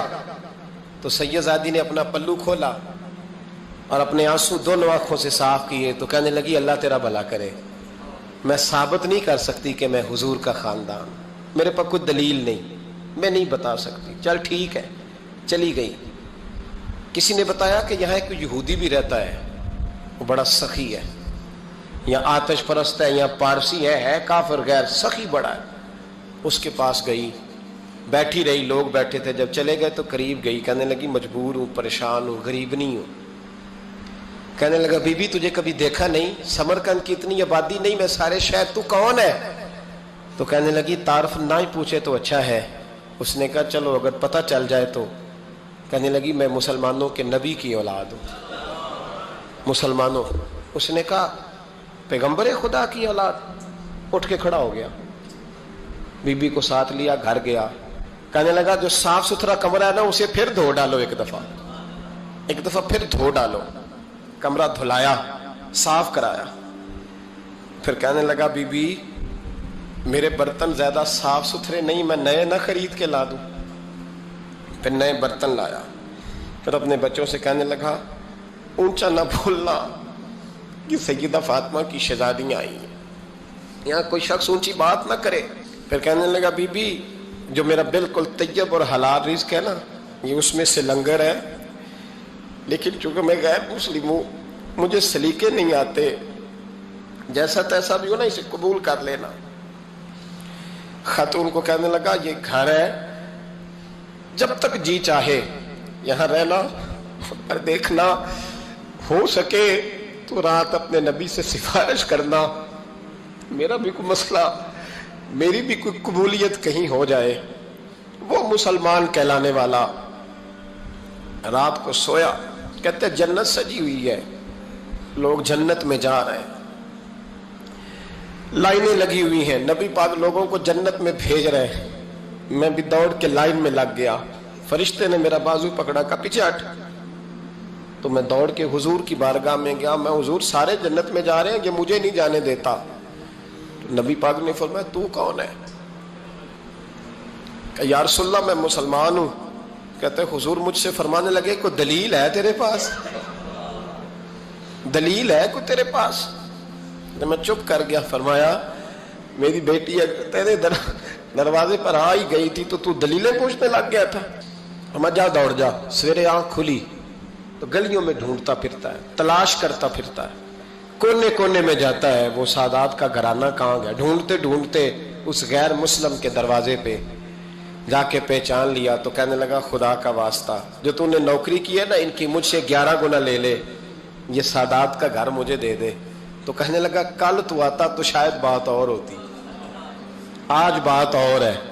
اس نے کہا مہربانی کر. کہا نہیں کل تو آتا تو معاملہ اور تھا، آج معاملہ آج اور ہے، رنگ بدل گیا ہے، حالات تبدیل ہو گئے ہیں، اب تو دیکھ تاک کے آیا، جا دوڑ جا. کہنے لگا نہیں مہربانی کر، دے دے. تو غیر مسلم ہے، تیرا کیا تعلق؟ کہنے لگا چپ کر، غیر مسلم میں کل تک تھا، کل سے سیدوں سے پیار کیا ہے تو میرے حالات سنور گئے ہیں. وہ جو نظارے تو نے رات خواب میں دیکھے ہیں میں نے جاگتی آنکھوں سے دیکھے ہیں، میں نے جاگتی آنکھوں سے. اور تو نے کسی مفتی پیر عالم کے ہاتھ پہ کلمہ پڑھا ہے، میں نے رات محمد عربی کے ہاتھ پہ کلمہ پڑھا. حضرت عمر جب نعرہ لگاتے نا تو کیسر و کسرا کانپتے. سفیر آتے روم کے ملنے کے لیے تو کہتے جاؤ عمر نفل پڑھ رہے ہیں، ٹائم کوئی نہیں. ایک دن اندر میٹنگ ہو رہی تھی، حضرت عمر میٹنگ میں بیٹھے تھے. آپ کے بیٹے ملنے آئے عبداللہ ابن عمر. ابا جی اندر آ جاؤ. فرمایا دروازے پہ کھڑا ہو، میں ضروری بات کر رہا ہوں، اندر نہ آنا. جناب عبداللہ ابن عمر کہتے ہیں میں دروازے پہ کھڑا ہو گیا. تھوڑی دیر گزری تو امام حسین بھی آ گئے. ایک حدیث میں ایک روایت میں امام حسن کا لفظ بھی ہے. امام حسین آئے، آ کے عبداللہ ابن عمر سے کہنے لگے عمر فاروق اندر ہیں؟ تو کہا وہ اندر تو ہے. تو کہا آپ کیوں دروازے پہ کھڑے ہیں؟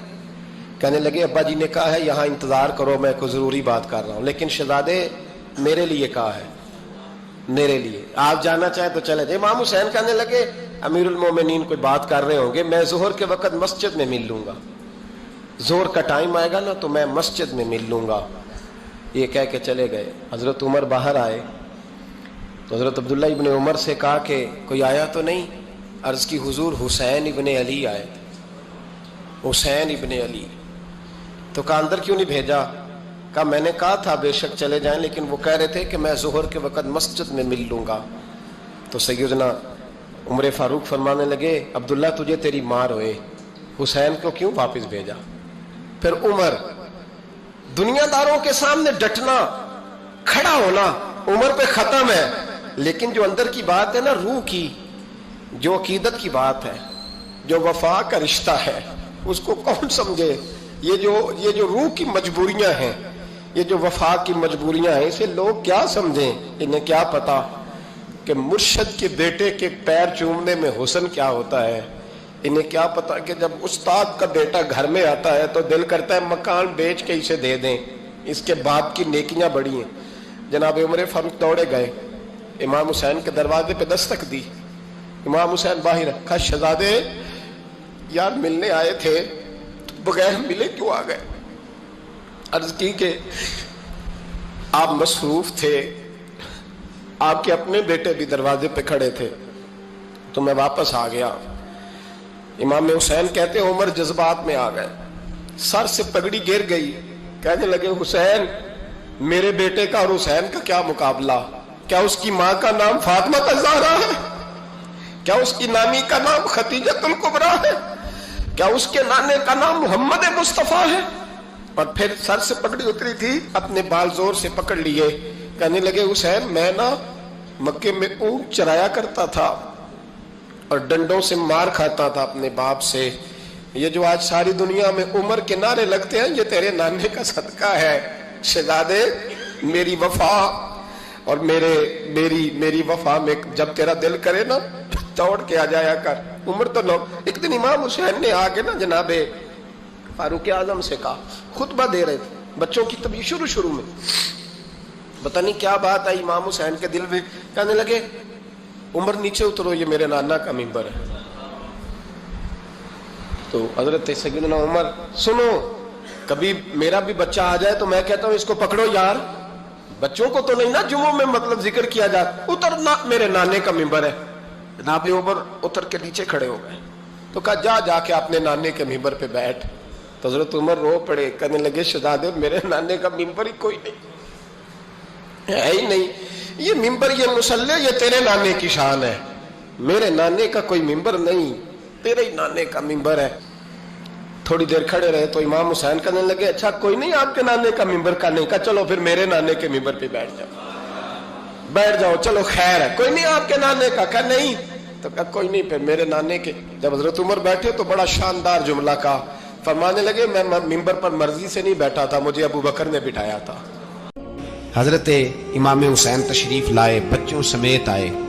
حور بن یزید ایک شخص تھا، حور بن یزید، حور بن ساتھ ہو، صحرا کا علاقہ ہو، تپتی ہوئی ریت ہو، اتنے کٹھن اور سخت حالات، چاروں جانب موت ہی موت، دور دور تک اپنوں کا نام و نشان کوئی نہیں، اور اکیلے فیصلہ کرنے والے امام حسین، باقی سارے بچے ہیں یا عورتیں، سارے بڑے اکیلے. 19 لوگوں کو ایک بار میں حضرت ایسے ہی تماشا بنا دیا. مظلوم تھے وہ تو رو رہے تھے، ہر مقرر یہ کہہ رہا ہے کہ وہ تو بار بار کہہ ابا پانی مل جائے، پانی آ جائے، ترس گئے. خدا کا خوف کرو، یہ دلیر لوگ تھے، ان کی باتیں آج بھی پڑھ کے دلیری پیدا ہوتی ہے، دلیری پیدا ہوتی ہے، دلیری. ایک ہاتھ کٹا، دوسرے پہ مشکیزہ وہ بھی کٹا. دیکھ لو میں پس منظر پہ ہوں ابھی تک، میں بتا رہا ہوں کہ جہاد کس کے خلاف تھا؟ ظالم حکمران کے خلاف، ظالم کافر کے خلاف نہیں، مشرک کے خلاف نہیں. حضرت امام حسین رضی اللہ تعالیٰ عنہ نے ہر جگہ ایک ہی بات کی کہ یزید شرابی ہے تو بچے کٹوا دوں گا، شرابی کو ووٹ.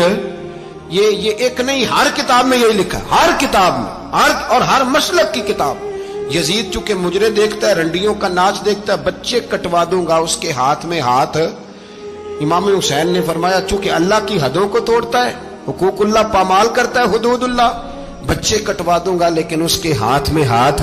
سارا دن خود مجرا دیکھنا اور 10 محرم کو 2 دیگیں پکا کے حسینی بن جانا، سارا سال خود گند مند کرنا، شرابیوں کے ساتھ رہنا اور 10 محرم کو 2 آنسو بہات. ہمارا کسی بندے سے جائیداد کا رٹا نہیں, ہم تو چاہتے ہیں امت اکٹھی ہو جائے. لیکن جو بندہ نبی پاک کی ماں کو دوزخی کہے, حضور کے باپ کو جہنمی کہے, یزید کو امیر المومنین کہے, اس کے ساتھ اتفاق رائے کر لیا جائے, یہ مذہب ہماری سمجھ میں نہیں آتا, بالکل نہیں آتا, قطعاً نہیں ہماری سمجھ میں آتا. کیسے اتحاد کر لیا جائے؟ یہاں تو میرے بھائی جو ہمارے ابا کا مخالف ہو اس سے اتحاد نہیں ہوتا, اور جو نبی پاک کے والد کو دوزخی کہے اس سے اتحاد ہو جائے. کہتے ہیں جی وہ جی اتنی فرقہ واریت ہو گئی, ہم کس مسجد میں جائیں؟ 60 پارٹیاں پاکستان میں رجسٹرڈ ہیں جو الیکشن لڑتی ہیں. کبھی کسی بندے کو ٹینشن نہیں ہوئی کہ کس کے پاس جائیں کس کے پاس نہ جائیں. کبھی نہیں کو بولا کہ اب وہ بھی کھڑا ہو گیا, وہ بھی, کوئی ٹینشن نہیں. مذہب کی باری ٹینشن ہو جاتی ہے. اتنا بڑا مذہب ہوتا ہے بھائی, غلط بندے بھی آ ہی جاتے ہیں بیچ میں, تھوڑا پہچان کے چلنا پڑتا ہے صحیح کون ہے اور غلط. اور یہی تو ہمیں امام حسین نے بتایا ہے کہ مذہب کے اندر ہی تم نے شناخت کرنی ہے کہ بندہ ٹھیک کون ہے اور بندہ غلط. یہی تو کربلا ہے, یہی تو امام حسین نے بتایا, کفر اسلام نہیں, حق اور باطل. تو سمجھیے گا یہ ہے درس, یہ ہے پیغام, یہ ہے پیغام, یہ ہے. یاد رکھو موت تیزی سے آ رہی ہے. ہمارے ساتھ والے دائیں بائیں والے سب چلے گئے, اسی طرح نمبر لگے گا, ایک دن اعلان ہوگا. ضمیر کے قیدی بن کے زندگی نہ گزارو, بالکل نہ گزارو. یہ تھوڑی سی زندگی ہے دنیا سجن المومن. حق بات کرو, حق پہ ڈٹنا سیکھو, دین سمجھو. خبردار رسول پاک صلی اللہ علیہ وسلم کے دین میں ظالم, جابر, فاسق, فاجر کی کوئی گنجائش قطر نہیں ہے. اپنے آپ کو سمیٹو, اپنے آپ کو سنبھالو, دین میں اپنا کردار ادا کرنے کی کوشش کرو. دین طلب کرتا ہے ہم سے کہ ہم نے دین کو کیا دیا ہے. امام حسین نے سارا گھرانہ دین کے لیے دے دیا. ہمارا جو بچہ کسی کام کا نہیں رہتا اسے مدرسے داخل کراتے. ہم نے دین اتنا کمزور کر دیا ہے کہ عالم اگر شور نہ کریں, عالم اگر شور نہ کرے, زور نہ کرے, گھٹن والا ماحول ہو گیا. مذہب کی پوزیشن کمزور کر دی. اب جہاں تک اس بات کا تعلق ہے جی فرقے ہو گئے, تو میرے بھائی یہ کوئی اتنی خطرناک بات ہے, یہ کوئی اتنا مشکل معاملہ نہیں ہے. یہ تو امام حسین نے بتا دیا تھا کہ یزید کے طور پر ایک غلط فرقہ کھڑا ہو گیا ہے, لہذا اس کا مقابلہ کرنا ہے. اس میں کوئی بری بات ہے, لیکن ایک سبق ہے بزرگوں کا. امام راضی کہتے ہیں کہ سیدہ فاطمہ الزہرا رضی اللہ تعالی عنہا کے دونوں شہزادے حسنین کریمین بیمار ہو گئے, تو سیدہ نے منت مانگی کہ بچوں کو شفا ہوگی تو 3 روزے رکھوں گی. شفا ہو گئی, روزے بھی رکھ لیے. اور جب مولا علی شیر خدا روزہ رکھنے کے لیے بیدار ہوئے, سیدہ فاطمہ الزہرا بیدار ہوئیں, تو امام حسن اور حسین بھی اٹھ گئے. 7-8 سال کی عمر. اماں جی ہم نے بھی رکھنا ہے. صبح کھجور اور دودھ سے روزہ رکھ لیا گیا. این افطاری کے وقت مولا علی کہتے ہیں فاقے چل رہے تھے, کہیں سے میں جوں لایا تھوڑے سے. سیدہ فاطمہ الزہرا نے پیس کر روٹیاں پکائیں. وہ وقت جو بڑا مشکل ہوتا ہے افطار کا, کہتے ہیں اس وقت جب کھانے کے لیے بالکل ہاتھ آگے بڑھنے لگے اور امید تھی کہ ابھی سیدنا بلال اللہ اکبر کہیں گے تو روزہ کھلے گا, لیکن ابھی چند ہی منٹ رہتے تھے کہ دروازے پر ایک فقیر نے صدا دی. کہنے لگا سارے مدینے کے دروازے کھٹکھٹا آیا ہوں, قحط ہے, فاقہ ہے, اے رسول اللہ کے خاندان والو, میں یتیم ہوں.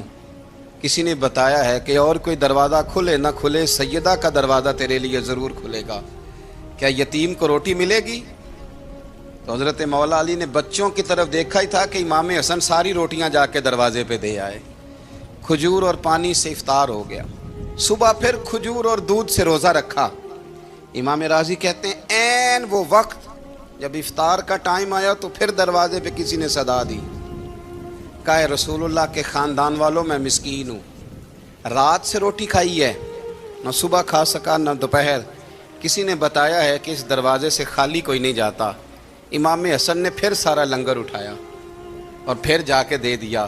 تیسرا دن پھر ہوا. مجھے لگتا ہے جب افطار کا ٹائم آیا ہوگا نا تو یہ خود ہی سارے دروازے پہ دیکھتے ہوں گے, یہ کوئی آیا نہیں لینے والا ابھی تک. لگتا ہے کہ نظریں دروازے پہ تھیں. این افطار کے وقت 3 روٹیاں جب جوں کی پک کے آئی, ایک بھکاری نے صدا دی. کہنے لگا میں قیدی ہوں, آج ہی قید سے رہائی ملی ہے. پہلے دن کسی کے دروازے پہ صدا ملی ہے, دی ہے روٹی ملے گی. امام حسن وہ کھانا دے کے واپس لوٹے. کھجور اور پانی سے افطار ہوا. اور جیسے ہی مسجد نبوی میں تینوں باپ بیٹا نماز پڑھنے گئے تو مولا علی کہتے ہیں مجھے بتانا نہیں پڑا، رسول کریم نے میری طرف دیکھ کے فرمایا علی تیرا، فاطمہ کا، حسن اور حسین کا تینوں دن والا عمل خدا کو بھی بڑا پسند آیا ہے اور محمد مصطفیٰ کو بھی بڑا پسند آیا ہے، بڑا پسندیدہ عمل۔ میں کہتا ہوں کہ حضرت فاطمہ نے نا ان کی تربیت پہلے ہی کر دی تھی، تین دن بغیر افطار کے روزہ رکھنے کی، وہ ٹریننگ گھر سے ہو چکی تھی۔ اب میدان کربلا میں 3 دن بھوکا پیاسا رہنا ان کے لیے مشکل نہیں تھا۔ حضرت جناب سیدہ زینب بنت ابی رافع کہتی ہیں کہ سیدہ فاطمہ الزہرا نا ایک دن اپنے دونوں شہزادوں کو لے کے، جب حضور کی طبیعت مبارک بظاہر علیل تھی جس میں حضور کا وصال ہوا، دونوں شہزادے لے کے سیدہ فاطمہ نبی کریم کی بارگاہ میں گئی، کہنے لگی یا رسول اللہ میرے بچوں کو کچھ دیجئے سیدہ پاک۔ تو حضور اٹھ کے بیٹھ گئے، اس کندھے سے امام حسن کو لگایا اور اس سے امام حسین کو لگایا اور فرمایا فاطمہ یہ جو میرا حسن ہے نا اس کو میں اپنی ہیبت اور سرداری دیتا ہوں، اور فرمایا یہ جو میرا حسین ہے نا حسین کو میں اپنی جرت اور سخاوت دیتا ہوں، میرا حسین جرت مند ہوگا اور سخی ہوگا۔ داتا گانج بخش علی حجویری، امام الاولیاء، سید الاصفیاء، داتا صاحب کشف المعجوب میں فرماتے ہیں ایک دن نا امام حسین کے پاس ایک شخص آیا بڑی دور سے کچھ مانگنے کا، حضور کچھ دیجئے۔ وہ شخص کہتا ہے کہ میرا ظرف یہ تھا کہ 4-5 دینار ملیں گے، تو امام حسین فرمانے لگے تھوڑی دیر بیٹھ جا، رزق آ رہا ہے۔ تو امام حسین کو حکومت وقت کی طرف سے نا 5 تھیلیاں ملی جس میں ایک تھیلی میں 500 اشرفیاں تھیں، 5 تھیلیاں آئیں، لیکن اس کو آنے میں نا ذرا دیر ہو گئی۔ وہ 5 تھیلیاں جب آئی نا تو امام حسین اس کی طرف 5 تھیلیاں بڑھا کے نا، ذرا دیکھنا میری طرف غور سے، 5 تھیلیاں بڑھا کے نا تو فرمانے لگے میاں جتنا تجھے انتظار کرایا نا اتنی ہم تیری حاجت پوری نہیں کر سکے، تو یہ نہ محسوس کرنا کہ حسین کے دروازے پہ بیٹھا بھی رہا ہوں تو ملا کیا ہے، یہ نہ محسوس کرنا۔ وہ شخص کہتا ہے جب میں نے وہ تھیلیاں کھولی اور پھر میری نظر امام حسین پہ پڑی تو میرے اندر سے آواز آئی اگر حسین ابن علی اتنے سخی ہیں تو محمد عربی کتنے سخی ہو۔ اگر یہ معیار ان کا ہے، ان کا یہ معیار ہے، اور خود بھیک دیں خود ہی کہیں منگتے کا بھلا ہو، خود کہنے لگے جتنا انتظار کرایا ہے اتنی تیری مدد کر سکے، یہ سخاوت کا معیار تھا، یہ طریقہ تھا۔ ایک دفعہ سیدنا امام حسین رضی اللہ تعالیٰ عنہ کے گھر کے اندر نا 5000 دینار آئے، مسجد میں تھے، آپ کو 5000 دینار ملے تو امام زین العابدین کہتے ہیں کہ مسجد سے لے کر گھر آنے تک امام حسین نے 5 کے 5000 اللہ کے رستے میں خیرات کر دی۔ فرماتے میں نے کہا ابا جی 5 دینار کی گھر میں ضرورت تھی، مالاں والے سخی نہیں ہوندے تے سخیاں کل مال نہیں ہوندا، ایتھے اوتھے دوویں جہانی سخی کنگال نہیں ہوندا۔ کہا ابا جی 5 دینار کی گھر میں ضرورت تھی، تو کہتے ہیں مجھے فرمانے لگے بیٹا یہ جن کو میں نے دیا ہے نا یہ گھر کے لیے ہی دیا ہے، یہ گھر کے لیے ہی دیا ہے، جن کو دیا ہے تمہارا کیا خیال ہے یہ باہر خرچ ہوا ہے، یہ گھر کے لیے ہی ہے۔ اس لیے کہ جب انسان دوسروں پر شفقت کرتا ہے تو اللہ اس کے گھر پہ رحمت فرماتا ہے۔ امام حسین کے مزاج میں پہلی بات میں نے ذوق عبادت کی عرض کی، دوسری بات عرض کر رہا ہوں کہ صحابہ حضرت اسامہ بن زید بڑے پیارے ہیں میرے نبی کریم کے، بڑے پیارے۔ حضرت اسامہ بن زید کے بارے میں سیدہ عائشہ صدیقہ فرماتی ہیں ان کے ناک سے اگر رینٹھ نکلتی تھی تو اللہ کے رسول اپنے دستے مبارک سے صاف کر دیتے تھے، اور سرکار فرماتے تھے کہ اگر اسامہ لڑکی ہوتا نا، ان کے غلام کے بیٹے تھے حضرت زید بن عار، اگر یہ لڑکی ہوتا میں اسے زیور پہناتا۔ بڑے پیارے تھے، لیکن جب ان کا آخری وقت آیا نا تو 60,000 دینار کا قرضہ تھا، رشتہ داروں سے کہا، دوستوں سے کہا، یاروں سے کہا، پر قرض ادا نہیں ہو رہا تھا۔ حضرت اسامہ بن زید کہتے ہیں بڑا پریشان تھا، جب حد ہو گئی نا تو حضرت اسامہ بن زید فرمانے لگے جاؤ کوئی حسین ابن علی کو خبر کرو، ان سے کہو میں نا غلام ہوں آپ کے نانا کا، مقروض دنیا سے چلا گیا تو کیا بنے گا۔ امام حسین کو خبر ملی تو دوڑے آئے۔ لاجپال اس پیر کو نہیں کہتے جو تگڑا نذرانہ لے کے تو ماتھا چوم لے، لاجپال تو اس کو کہتے ہیں کہ جب ضرورت پڑے تو وہ سر پہ موجود ہو۔ حضرت سیدنا امام حسین تشریف لائے تو جناب اسامہ بن زید رو پڑے، کہنے لگے حضور میں نے نا غلامی کی ہے آپ کے نانا کی، اور اس غلامی پہ ناز ہے، اب 60,000 دینار کا قرضہ لے کے دنیا سے جاؤں گا تو میری قبر پہ بوجھ رہے گا۔ امام حسین خادم کو بھی کہہ سکتے تھے جاؤ گھر پیسے پڑے ہیں لے آؤ، امام حسین خود گئے، چادر اوڑھ کے تو اس کی اوٹ میں بکل میں 60,000 دینار چھپا کے لائے اور جناب اسامہ بن زید کے سامنے رکھ کے کہنے لگے اسامہ یار پیسے رات کو ہی آئے تھے، میں سوچ رہا تھا مجھے تو ضرورت نہیں، اللہ نے کس کا نصیب میرے گھر میں بھیج دیا ہے، مجھے تو حاجت ہی نہیں تھی، اب پتہ چلا پیسے تیرے تھے، اللہ نے حسین کی ڈیوٹی لگائی ہے کہ جا کے دے آ۔ حضرت اسامہ بن زید رو پڑے، فرمانے لگے اللہ آپ کو بہترین صلہ عطا فرمائے۔ امام بڑا ہی پیار کرتے تھے، گھوڑے پہ جا رہے تھے، کچھ فقیر غریب لوگ بیٹھ کے روٹی کھا رہے تھے، کہاں رہے تھے؟ سڑک کے کنارے۔ تو امام زین العابدین فرماتے ہیں کہ جب امام حسین گزرے تو انہوں نے آواز دی حضور دل کرتا ہے ہمارے ساتھ بیٹھ کے روٹی کھائیں، کائنات کے مالک و مختار کے نواسے اور دنیا کے سب سے بڑے شہزادے گھوڑے سے اترے اور غریبوں کے ساتھ سڑک پہ بیٹھ گئے، روٹی کھانے لگے اور دیر تک کھاتے رہے، اور جب فارغ ہو گئے تو فرمانے لگے کھانے کی ضرورت بھی نہیں تھی، حاجت بھی نہیں تھی، پر تم نے آواز دی تو دل رکھنے کو بیٹھ گیا تھا، اگر اجازت دے تو چلا جاؤں۔ یہ مزاج تھا، یہ طبیعت تھی۔ آپ کے ایک بھائی ہیں چھوٹے، حضرت محمد بن حنفیہ نام ہے، حضرت مولا علی شیر خدا رضی اللہ تعالیٰ عنہ کی دوسری بیوی سے۔ ایک دن حضرت امام حسین ان کے گھر میں بیٹھے تھے تو کسی بات میں نا اختلاف رائے ہو گیا، تو امام علی مقام ناراض ہو گئے، فرمایا آج کے بعد تیرے گھر نہیں آؤں گا، رومال اٹھایا چلے گئے۔ لوگوں نے حضرت محمد بن حنفیہ رضی اللہ تعالیٰ عنہ سے کہا حسین تو ناراض ہو گئے، کبھی نہیں آئیں گے۔ آپ فرمانے لگے بھائی تمہارا ہے کہ میرا؟ جی بھائی تو آپ کے ہیں۔ فرمایا اگر کہو تو چند منٹوں میں حسین واپس آئے؟ جناب ناراضگی ہو گئی ہے۔ فرمایا ناراضگی ہوئی ہے پر میں اس کے دل کی نرمی کو تو جانتا ہوں نا، اس کے مزاج کے اندر جو محبت ہے اس سے تو ابھی آئے۔ کہا جناب وہ کیسے؟ فرمانے لگے دیکھنا ذرا۔ تو امام حسین نے خط لکھا، حضرت محمد بن حنفیہ نے رکا لکھا، کہنے لگے حسین میرے باپ کا نام بھی علی ہے اور آپ کے باپ کا نام بھی علی ہے، پر ایک فضیلت ایسی ہے جس میں میں آپ کا مقابلہ نہیں کر سکتا، وہ یہ ہے کہ آپ سیدہ فاطمہ الزہرا کے لال ہیں، اب محمد مصطفیٰ علیہ السلام کے نواسے ہیں۔ کہنے لگے بھائی جان آپ نے نانا جان کی وہ حدیث تو سنی ہوگی کہ دو لوگ ناراض ہو جائیں تو جو صلح پہلے کرے جنت میں پہلے جائے گا۔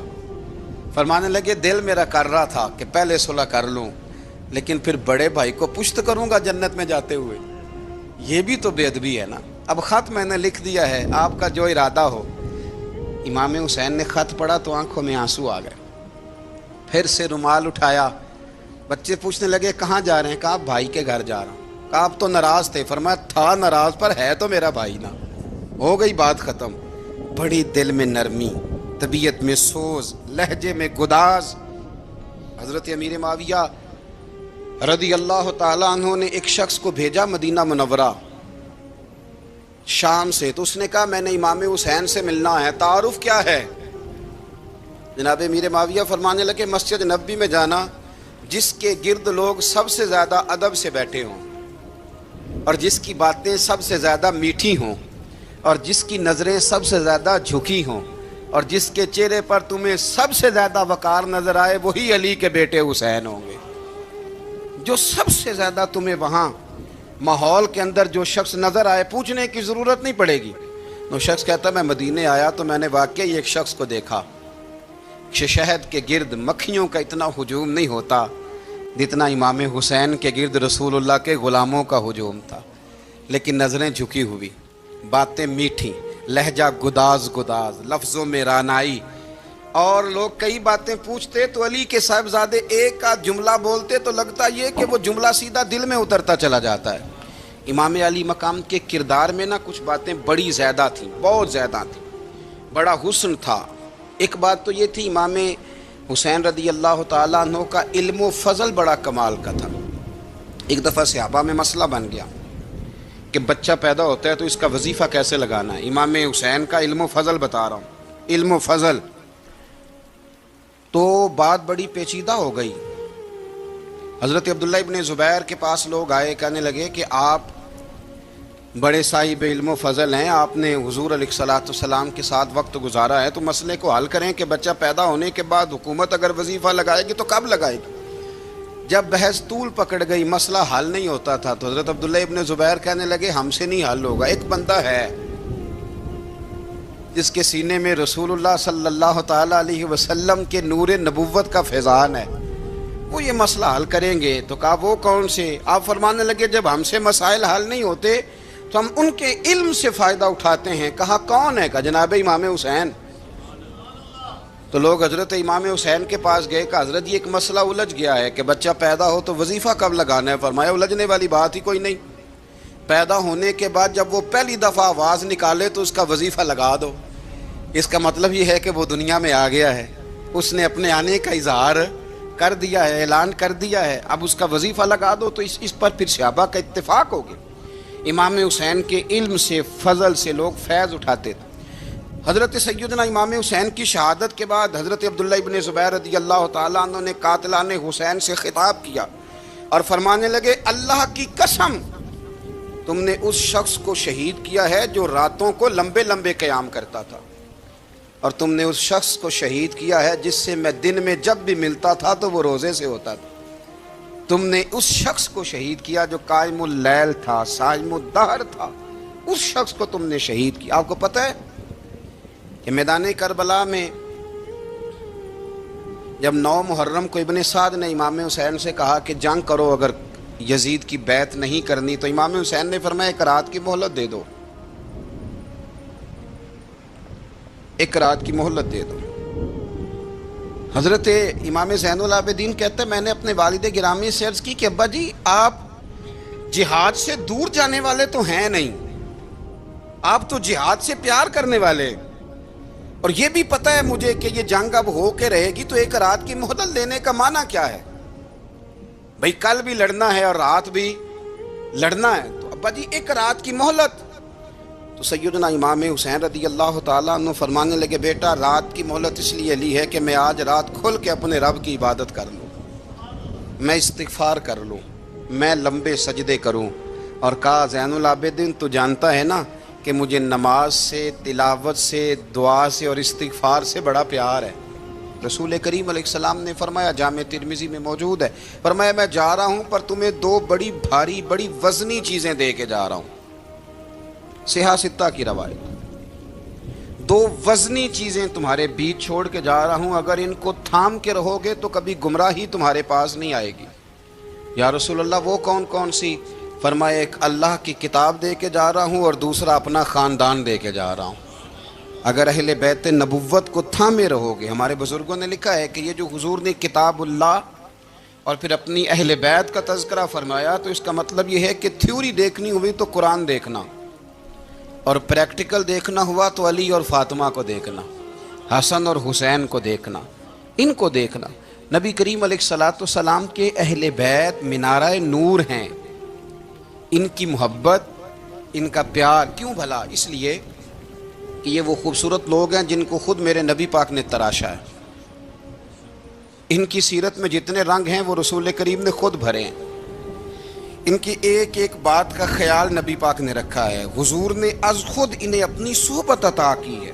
زیادہ دور نہیں تھا سیدہ فاطمہ کا گھر، مسجد نبوی کے ساتھ تھا، اللہ کے رسول دن میں 2 دفعہ جایا کرتے تھے، پھر بھی کبھی کبھی فرماتے فاطمہ میرا دل کرتا ہے آج میں رات تیرے گھر میں قیام کروں، تو سیدہ فاطمہ الزہرا فرماتی ہیں کہ آمنہ کے لال اس طرح بھی میرے گھر میں قیام کرتے تھے کہ حضور چارپائی پہ لیٹتے تھے تو ایک کندھے پہ امام حسن کا سر ہوتا تھا اور دوسرے پہ امام حسین کا سر اقدس ہوتا تھا، اور فرماتی ہیں رات کو کبھی حسنین کریمین دودھ مانگتے تو میں اٹھتی دودھ دینے کے لیے، تو حضور فرماتے لیٹ جاؤ آج میرے ساتھ سوئے ہیں تو دودھ بھی میں ہی پلاؤں گا، تو محبوب اٹھتے ان کے لیے دودھ لاتے برتن سے نکال کے، حضور نے انہیں وقت دیا اور پھر ان کی چھوٹی چھوٹی چیزوں کا خیال رکھا۔ صحیح بخاری میں موجود ہے، تربیت پر توجہ دی۔ امام حسین تشریف لائے، ابھی عمر مبارک 7 سال کے قریب تھی، مسجد نبوی میں صدقے کی کھجوروں کا ڈھیر لگا ہوا تھا۔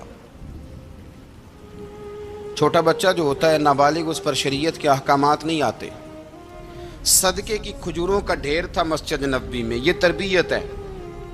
یہ ٹریننگ ہے جو اللہ کے محبوب نے خود انہیں عطا فرمائی.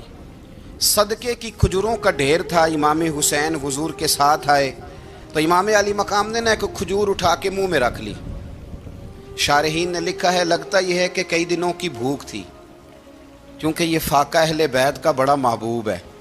مجبور نہیں تھے، وہ تو خزانوں کے مالک تھے، پر غریبوں سے محبت کی وجہ سے فاقے کیا کرتے تھے. یہ ان کی پسند ہے فاقہ کرنا. تو ایک کھجور امام علی مقام نے رکھ لی تو اللہ کے رسول نے گلے میں انگلی ڈال کے نکال دی. تو فرمایا حسین یہ صدقہ ہے، یہ میری اہل بیت کے لیے درست نہیں ہے. حضور نے خود تربیت کی. اور پھر سیدہ فاطمہ الزہرا نے نا اپنے بچوں کو تراشا، ان پر محنت کی. میں اکثر گزارش کرتا ہوں دوستوں سے، میں کہتا ہوں کربلا کا واقعہ کوئی حادثاتی نہیں ہے، اس کے پیچھے پوری ایک لاجک ہے، اس کے پیچھے پورا ایک فلسفہ ہے. ایسے ہی کوئی آدمی 3 دن بھوکا پیاسا رہ سکتا ہے؟ کسی آدمی کو صبح اس نے کھانا کھایا اور شام تک کھانا نہ ملے تو ٹانگیں کانپتی ہیں. رمضان المبارک میں عبادت کی نیت سے روزہ رکھنے والے بھی شام کو بڑے پریشان ہو جاتے، اور مسلسل 3 دن کھانا نہ کھایا جائے اور پانی نہ پیا جائے. اور حال یہ ہے کہ وہی آدمی تلوار لے کے میدان میں نکلے اور اس کی حالت یہ ہو کہ لوگ اس کے آگے دوڑنا شروع کر دیں. ہزاروں کی فوجیں تاب نہ لا سکیں. علی کا گھر بھی وہ گھر ہے کہ جس گھر کا ہر ایک بچہ جسے دیکھو وہی شیر خدا معلوم ہوتا ہے. یہ کوئی آسان ہے؟ اس کے پیچھے پوری ایک اس کے پیچھے فلسفہ ہے. امام راضی کی تفسیر کبیر دیکھیے گا. حضرت امام حسین کی وہ شخصیت تھی کہ مشکات میں حدیث ہے، نبی پاک صلی اللہ تعالی علیہ وسلم کی چچی جناب ام فضل صبح صبح گھبرائی حضور کی بارگاہ میں آئیں. عرض کی یا رسول اللہ صلی اللہ علیہ وسلم آج میں نے عجیب خواب دیکھا ہے، میں ڈر گئی ہوں. حضور نے فرمایا چچی کیا دیکھا؟ عرض کی حضور میں نے دیکھا ہے کہ آپ کے وجود کا گوشت کا ایک ٹکڑا کٹ کے میری جھولی میں آ گیا ہے. حضور یہ کیا ہے؟ تو محبوب خواب سن کے مسکرائے، فرمایا چچی یہ پریشانی والا خواب نہیں، یہ تو خوشی والا خواب ہے. اللہ فاطمہ کو بیٹا عطا کرے گا اور وہ تیری گود میں کھیلا کرے گا. چونکہ وہ میرے وجود کا ٹکڑا ہوگا لہذا خواب تجھے یہ آئی ہے. تو امام حسین پیدا ہوئے، امام حسن کی عمر ابھی 11 مہینے تھی. تو نبی پاک نے امام حسین کو جناب ام فضل اپنی چچی کی گود میں دے دیا کہ فاطمہ کے لیے دونوں بچے سنبھالنا مشکل ہوگا. وہ خواب اس طرح پوری ہوئی. امام حسین سے حضور نے بڑا پیار کیا، بڑی محبت فرمائی نبی پاک سے. کچھ حدیثیں میں نے جمعے میں عرض کی تھیں. حضرت ابو ہریرہ رضی اللہ تعالیٰ عنہ کہتے ہیں یہ واحد بچہ تھا حضور کے گھرانے کا کہ میں نے دیکھا کہ نبی پاک صلی اللہ علیہ وسلم بیٹھے تھے تو یہ حضور سے کہہ رہے ہیں، نبی پاک سے کہ نانا جی اٹھ کے کھڑے ہو. کہتے ہیں حضور کھڑے ہو گئے تو کہنے لگے میں نے آپ کے برابر جانا ہے. بچے جو مرضی ضد کر لیتے ہیں نا. قد چھوٹا تھا، عمر 7.5 سال تھی. کہنے لگے نانا میں نے برابر جانا ہے. تو نبی پاک صلی اللہ علیہ وسلم نے ہاتھ پکڑ لیے، فرمایا چل پھر ہو جا برابر. تو حضرت ابو ہریرہ کہتے ہیں انہوں نے حضور نے ہاتھ پکڑے اوپر کھینچا تو امام حسین نے پہلے اپنے پیر حضور کے گھٹنوں پہ رکھے، پھر نبی پاک کے سینے پہ رکھے، اور جب ان کا قد سر تھوڑا سا حضور سے اونچا ہو گیا تو محبوب فرمانے لگے چل بس کر، تو نے تو کہا تھا آپ کے برابر ہونا ہے، تو اوپر نکل گیا ہے، چل بس کر. فرماتے ہیں پھر امام حسین نے زبان باہر نکالی تو محبوب ان کی زبان چوسنے لگے، پھر ساتھ لٹا لیا اور انہیں سونگھنے لگے. تو میں نے عرض کی حضور آپ حسین کو سونگتے کیوں ہیں؟ تو فرمایا ابو ہریرہ مجھے حسین کے وجود سے جنت کی خوشبو آتی ہے، مجھے حسین کے وجود سے جنت کی. ایک دن حضور گزر رہے تھے. اصل اس طرح تھا کہ یہ نبی پاک کا حجرہ تھا. جن لوگوں کو اللہ نے مدینے کی زیارت کرائی ہے وہ جان سکتے ہیں نبی پاک کا حجرہ تھا. تو حضور کے حجرے کی اس جانب یعنی مسجد کی جو بالکل سیدھ ہے اس کی بیک میں سیدہ فاطمہ رہتی تھی. تو حضور اکثر نہ نماز کے لیے جب نکلتے تو حضرت فاطمہ کے حجرے کے پاس سے ہو کر دوبارہ محراب میں جاتے. محبوب حجرے کے پاس سے گزرے تو امام حسین رو رہے تھے. تو حضرت فاطمہ نے کسی بات میں جھڑک دیا تو امام حسین رونے لگے. تو نبی پاک نماز کے لیے گئے تو واپس لوٹ آئے اور واپس تشریف لا کے کہا فاطمہ حسین کو کیا ہوا؟ عرض کی یا رسول اللہ تنگ کر رہے تھے میں نے ڈانٹ دیا ہے. کیا خوبصورت جملے ہیں حدیث پاک میں. سرکار نے فرمایا فاطمہ اس کو حسین کو نہ رونے نہ دیا کر، یہ جب روتا ہے نا تو میرے دل کو تکلیف ہوتی ہے. تو بی بی صاحبہ کہتی ہیں یہ حکم آیا نبی پاک کا میرے نام، پھر میں نے ڈانٹنا چھوڑ دیا. یہ ان کے فضائل تھے کم. ان کی تربیت خود نبی پاک نے فرمائی. پہلی بات تو یہ ہے کہ نبی پاک نے دعا مانگی تھی یا اللہ میرے گھر والوں کو زیادہ روزی نہ دینا, انہیں ایک وقت روٹی دینا, ایک وقت کی بھوک دینا. یہ جو 10 دن کربلا میں انہیں ٹینشن نہیں نہ ہوئی, انہیں عادت تھی فاقہ کرنے کی, انہیں 3 دن وصلی روزے رکھنے کی عادت تھی, پہلی بات. دوسرا یہ کہ جہاد کی تربیت حضور خود کراتے تھے. حضرت فاطمہ زہرا کہتی میں پردے کے پیچھے دیکھ رہی تھی, نبی پاک نے امام حسن اور حسین سے فرمایا چلو میرے سامنے کشتی لڑو. تو دونوں حضرات آپس میں جب کشتی لڑنے لگے تو نبی پاک نا امام حسن کو کہتے ہیں حسن حسین کو ٹانگوں سے پکڑو, حسن حسین کو پیچھے سے پکڑو.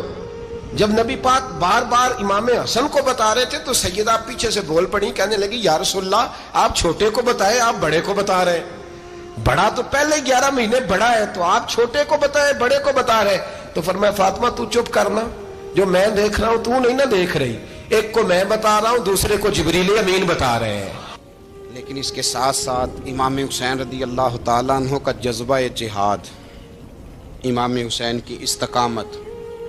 آج لوگ ادھر ہوتے ہیں جس طرف ہوا کا رخ ہوتا ہے. آج لوگوں کی سوچوں کا زاویہ یہ ہے کہ جدھر رش زیادہ ہوگا ہم بھی ادھر جائیں گے. ہم یہ نہیں دیکھتے حق کس طرف ہے, ہم یہ دیکھتے ہیں رش کس طرف ہے. امام حسین رضی اللہ تعالیٰ عنہ نے رش نہیں دیکھا, حق دیکھا. امام حسین رضی اللہ تعالیٰ عنہ استقامت کے وہ پہاڑ ہیں, معمولی آدمی نہیں تھے. فرزق شاعر کہتا ہے کہ میں نے امام حسین سے کہا تھا, میں نے کہا لوگوں کی تلواریں یزید کے ساتھ ہیں پر دل آپ کے ساتھ ہیں, دل آپ کے ساتھ ہیں. امام حسین رضی اللہ تعالیٰ عنہ نے زمانے کے حالات نہیں دیکھے, حق اور سچ دیکھا. جتنی چیزیں انسان کو کمزور کر سکتی ہیں وہ ساری امام حسین پہ طاری کی گئیں. جتنی چیزیں, وطن چھوڑنا کتنا کو مشکل ہوتا ہے. شالا پردیسی کوئی بھی نہ تھی وے تے ککھ جنہ تو پارے. حضرت سلطان باؤ فرماتے ہیں بچو, پردیسی ہونا کوئی آسان ہے؟ جس آدمی کا کسی چھوٹے سے گاؤں میں بھی مکان ہو, چھوڑنا پڑ جائے تو روٹا ہے. تو مجھے بتاؤ جس نے اپنا سارا بچپن مدینے میں گزارا ہو, آج جو ایک ہفتہ مدینے رہ کے آتے ہیں ان سے واپس نکلنا مشکل ہوتا ہے. لیکن امام حسین حق کا رستہ تھا, وطن کی قربانی دی, اور معمولی وطن نہیں, مدینے جیسا وطن. اور جب کھڑے تھے نا امام حسین رضی اللہ تعالیٰ عنہ رجب میں نکل رہے تھے مدینے سے, تو کوئی شاعر کہتا ہے دور کھڑے ہو کے انہوں نے گویا کہا تھا آقا تیرے کرم کے خزینے کی خیر ہو, میں جا رہا ہوں تیرے مدینے کی خیر ہو. امام حسین نے وطن چھوڑا, کوئی لغزش نہیں پیروں میں, کوئی نہیں. شہزادوں والی زندگی تھی, مسجد نبوی کے امام تھے, نبی کریم علیہ السلام کے روضہ اطہر پر تشریف رکھتے تھے, زمانہ حیا کرتا تھا, شان و شوکت تھی, پر حق کے لیے چھوڑا. نکل کر خانقاہوں سے ادا کر رسم شبیری. اور پھر بڑا مشکل ہوتا ہے, جس شخص کے ساتھ بچے اور عورتیں ہوں وہ تو یہ کہہ کے لڑائی سے جان چھڑاتا ہے کہ میرے ساتھ فیملی ہے, نہ ہوتی تو تجھے بتاتا. پر امام حسین کو اولاد بھی کمزور نہیں کر سکی, عورتوں کا ساتھ ہونا کمزور نہیں کر سکا. پھر امام علی بھوک کتنا مشکل کام ہے. آج لوگ کہہ نہیں دیتے کہ میں تو اس لیے گناہ کرتا ہوں کہ رشوت اس لیے لے لیتا ہوں کہ بچے چھوٹے ہیں. 10 دنوں کی کم و بیش سفر, 3 دنوں کی بھوک اور پیاس, پر حق کے رستے میں امام حسین کو کوئی چیز کمزور نہیں کر سکی. اور پھر وہ جتنی باتیں لوگ کہہ سکتے تھے وہ ساری کہیں گئیں, ساری. اور آ کے عرض کرنے لگا حضور یہ کوئی معمولی دشمن نہیں, یہ وہ ظالم ہیں جو لاشوں پہ بھی گھوڑے دوڑا دیتے ہیں. تو امام علی مقام فرمانے لگے جو شہادت کا جذبہ لے کے نکلے وہ پھر انجام نہیں دیکھا کرتا. وہ انجام, وہ جتنی چیزیں جو استقامت کے رستے میں آ سکتی ہیں وہ ساری چیزیں رستے میں آئیں, پر امام علی مقام نے کسی چیز کی پرواہ نہیں کی. آج کا مسئلہ یہ ہے کہ آج لوگوں میں استقامت نہیں ہے. رات کو کچھ ہوتے ہیں, سویرے کچھ ہوتے ہیں, دوپہر کو کچھ ہوتے ہیں, شام کو کچھ ہوتے ہیں. ہمارا کل انداز تکلم کچھ اور ہوتا ہے, صبح کچھ اور ہوتا ہے. امام علی مقام میدان میں رہے, ایک میت گھر میں ہو جائے تو کئی دنوں تک آنکھ کھلتی نہیں, ہوش رہتا نہیں. سب سے زیادہ مصائب امام حسین نے دیکھے, سب سے زیادہ. اور گھوڑے پر بیٹھنے سے پہلے ساری تکلیفیں آپ دیکھ چکے تھے. बाप का जनाजा उठाना आसान होता है, बेटे का जनाजा उठाना बड़ा मुश्किल होता है। पर इमाम हुसैन ने बेटों के जनाजे उठाए। हज़रत अली असगर की लाश को इमाम हुसैन ने अपने दस्ते मुबारक से दफन किया, और जनाब अली अकबर की मैयत को जब आप उठा के ला रहे थे तो सैयदा ज़ैनब फरमाती हैं कि मुझे यूँ कभी लगता था हुसैन का कद बड़ा है और कभी लगता था अली अकबर का कद बड़ा है। और फरमाती हैं कि फिर हज़रत कासिम बिन हसन को भी वो उठा के लाए, और जनाब अब्बास के वजूद से अलग होने वाले बाजू उन्होंने ला के हज़रत अब्बास के वजूद के साथ भी रखे। उन्होंने ये सारा मंजर देखा, लेकिन जब हुसैन इब्न अली अपनी दफ़ा घोड़े पे सवार हुए तो लगता ये था कि इनसे ज़्यादा बहादुर कोई नहीं। एक जुमला भी यजीदी फ़ौज के सामने इमाम हुसैन ने कमज़ोर नहीं कहा, एक जुमला भी, एक फ़िक्रा भी कच्चा नहीं बोला, कहीं भी कोई मिन्नत नहीं की, किसी जगह भी उनके पाए इस्तकलाल में कोई लग़ज़श नहीं आई। जब लोगों को पता चल जाए कि अब सामने मौत ही मौत है, सिवाय उसके चारा कुछ भी नहीं, तो बहुत सारी रुख्सत और इजाज़त तो दीन भी देता है, पर इमाम हुसैन किसी जगह किसी रुख्सत पर अमल करते नज़र नहीं आते। डट के बात की, डट के, और फिर जब मैदान में निकले, अल्लाह अकबर, तो इब्ने साद कहने लगा कि अगर दो दो करके एक एक करके जाओगे तो ये 45,000 का लश्कर सारा हुसैन काट डालेगा। यक बारगी हमला करोगे तो बात, इतनी इस्तकामत, इतना। आज तो लोग डिप्रेशन के मरीज़ हैं, आज तो लोग टेंशन के मरीज़ हैं। हर दूसरी बात में लोग कहते हैं ओ बड़ा, पर किस बात से? मतलब क्या आपने ज़िंदगी में सिर्फ जॉब नहीं मिल रही, सिर्फ बीमारी आ गई, सिर्फ खर्चा नहीं घर में, मैं बड़ा, किस बात का डिप्रेशन? इमाम हुसैन की ज़िंदगी बतलाती है कि वो लोग भी कोई दुनिया में कमाल हासिल कर सकते हैं जो छोटी छोटी बात पे रोते हैं। माल भी है, जवानी भी है, घर भी है, मकान भी है, बच्चे भी हैं, इज्जत भी है, सिर्फ पैसे नहीं। और इंसान है कि आंखें नहीं खुल रही, वो समझता है मैं किसी काम का ही, फ़कत पैसे नहीं बस। ओ खुदा के बंदो, इमाम अली मकाम ने फरमाया सारा कुछ लुटा के भी जो मैदान में खड़ा रहे उसे हुसैन इब्ने अली कहा जाता है, उसे हुसैन इब्ने अली कहा जाता है। हुसैन इब्ने अली की शान रिफत कोई क्या जाने, हसन जाने, अली जाने, नबी जाने, खुदा जाने, कौन जाने इमाम अली मकाम का मेयार। तो इमाम हुसैन रदी अल्लाह ताला अन्हु की ज़िंदगी हमें बताती है कि ज़ौक़ वाली इबादत करो। इमाम हुसैन की ज़िंदगी हमें बताती है कि जब तुम सखावत करो तो फिर अपनी हैसियत से बढ़कर करो। और इमाम हुसैन की ज़िंदगी हमें बताती है कि दिल में किसी के लिए कोई बात ना रखो, सुलह करने में पहल करो, मोहब्बतें करने में आगे बढ़ो। और इमाम हुसैन की ज़िंदगी हमें बतलाती है कि जब दुनिया में तुमने कुछ करना है तो फिर डटना भी सीखो, फिर खड़े होना भी सीखो। ये ना देखो कि हालात, इमाम हुसैन ने एक दिन भी हुकूमत नहीं की, यजीद ने 4.5 साल की, लेकिन क़यामत तक दिलों पे हुकूमत इमाम हुसैन की रहेगी, इमाम हुसैन की रहेगी, इसलिए कि उनमें इस्तकामत थी। इमाम हुसैन के साथ उस वक़्त 72 लोग थे, लेकिन आज कायनात का ज़र्रा ज़र्रा इमाम हुसैन के साथ है। इसका मतलब है वक्त लगता है, नज़रिया गालिब आ ही जाया करता है, तो इस्तकामत वाली ज़िंदगी गुजारें। हज़रत उमर जब नारा लगाते ना तो कैसर किस तरह कांपते। सफ़ीर आते रूम के मिलने के लिए तो कहते जाओ उमर नफल पढ़ रहे हैं, टाइम कोई नहीं। एक दिन अंदर मीटिंग हो रही थी, हज़रत उमर मीटिंग में बैठे थे, आपके बेटे मिलने आए अब्दुल्ला इब्ने उमर। अब्बा जी अंदर आ जाओ, फरमाया दरवाजे पे खड़ा हो, मैं ज़रूरी बात कर रहा हूँ, अंदर ना आना। जनाब अब्दुल्ला इब्ने उमर कहते मैं दरवाजे पे खड़ा हो गया। थोड़ी देर गुजरी तो इमाम हुसैन भी आ गए। एक हदीस में, एक रवायत में इमाम हसन का लफ्ज़ भी है। इमाम हुसैन आए, आके अब्दुल्ला इब्ने उमर से कहने लगे उमर फारूक अंदर है? तो कहा वो अंदर तो है। तो कहा आप क्यों दरवाजे पे खड़े हैं?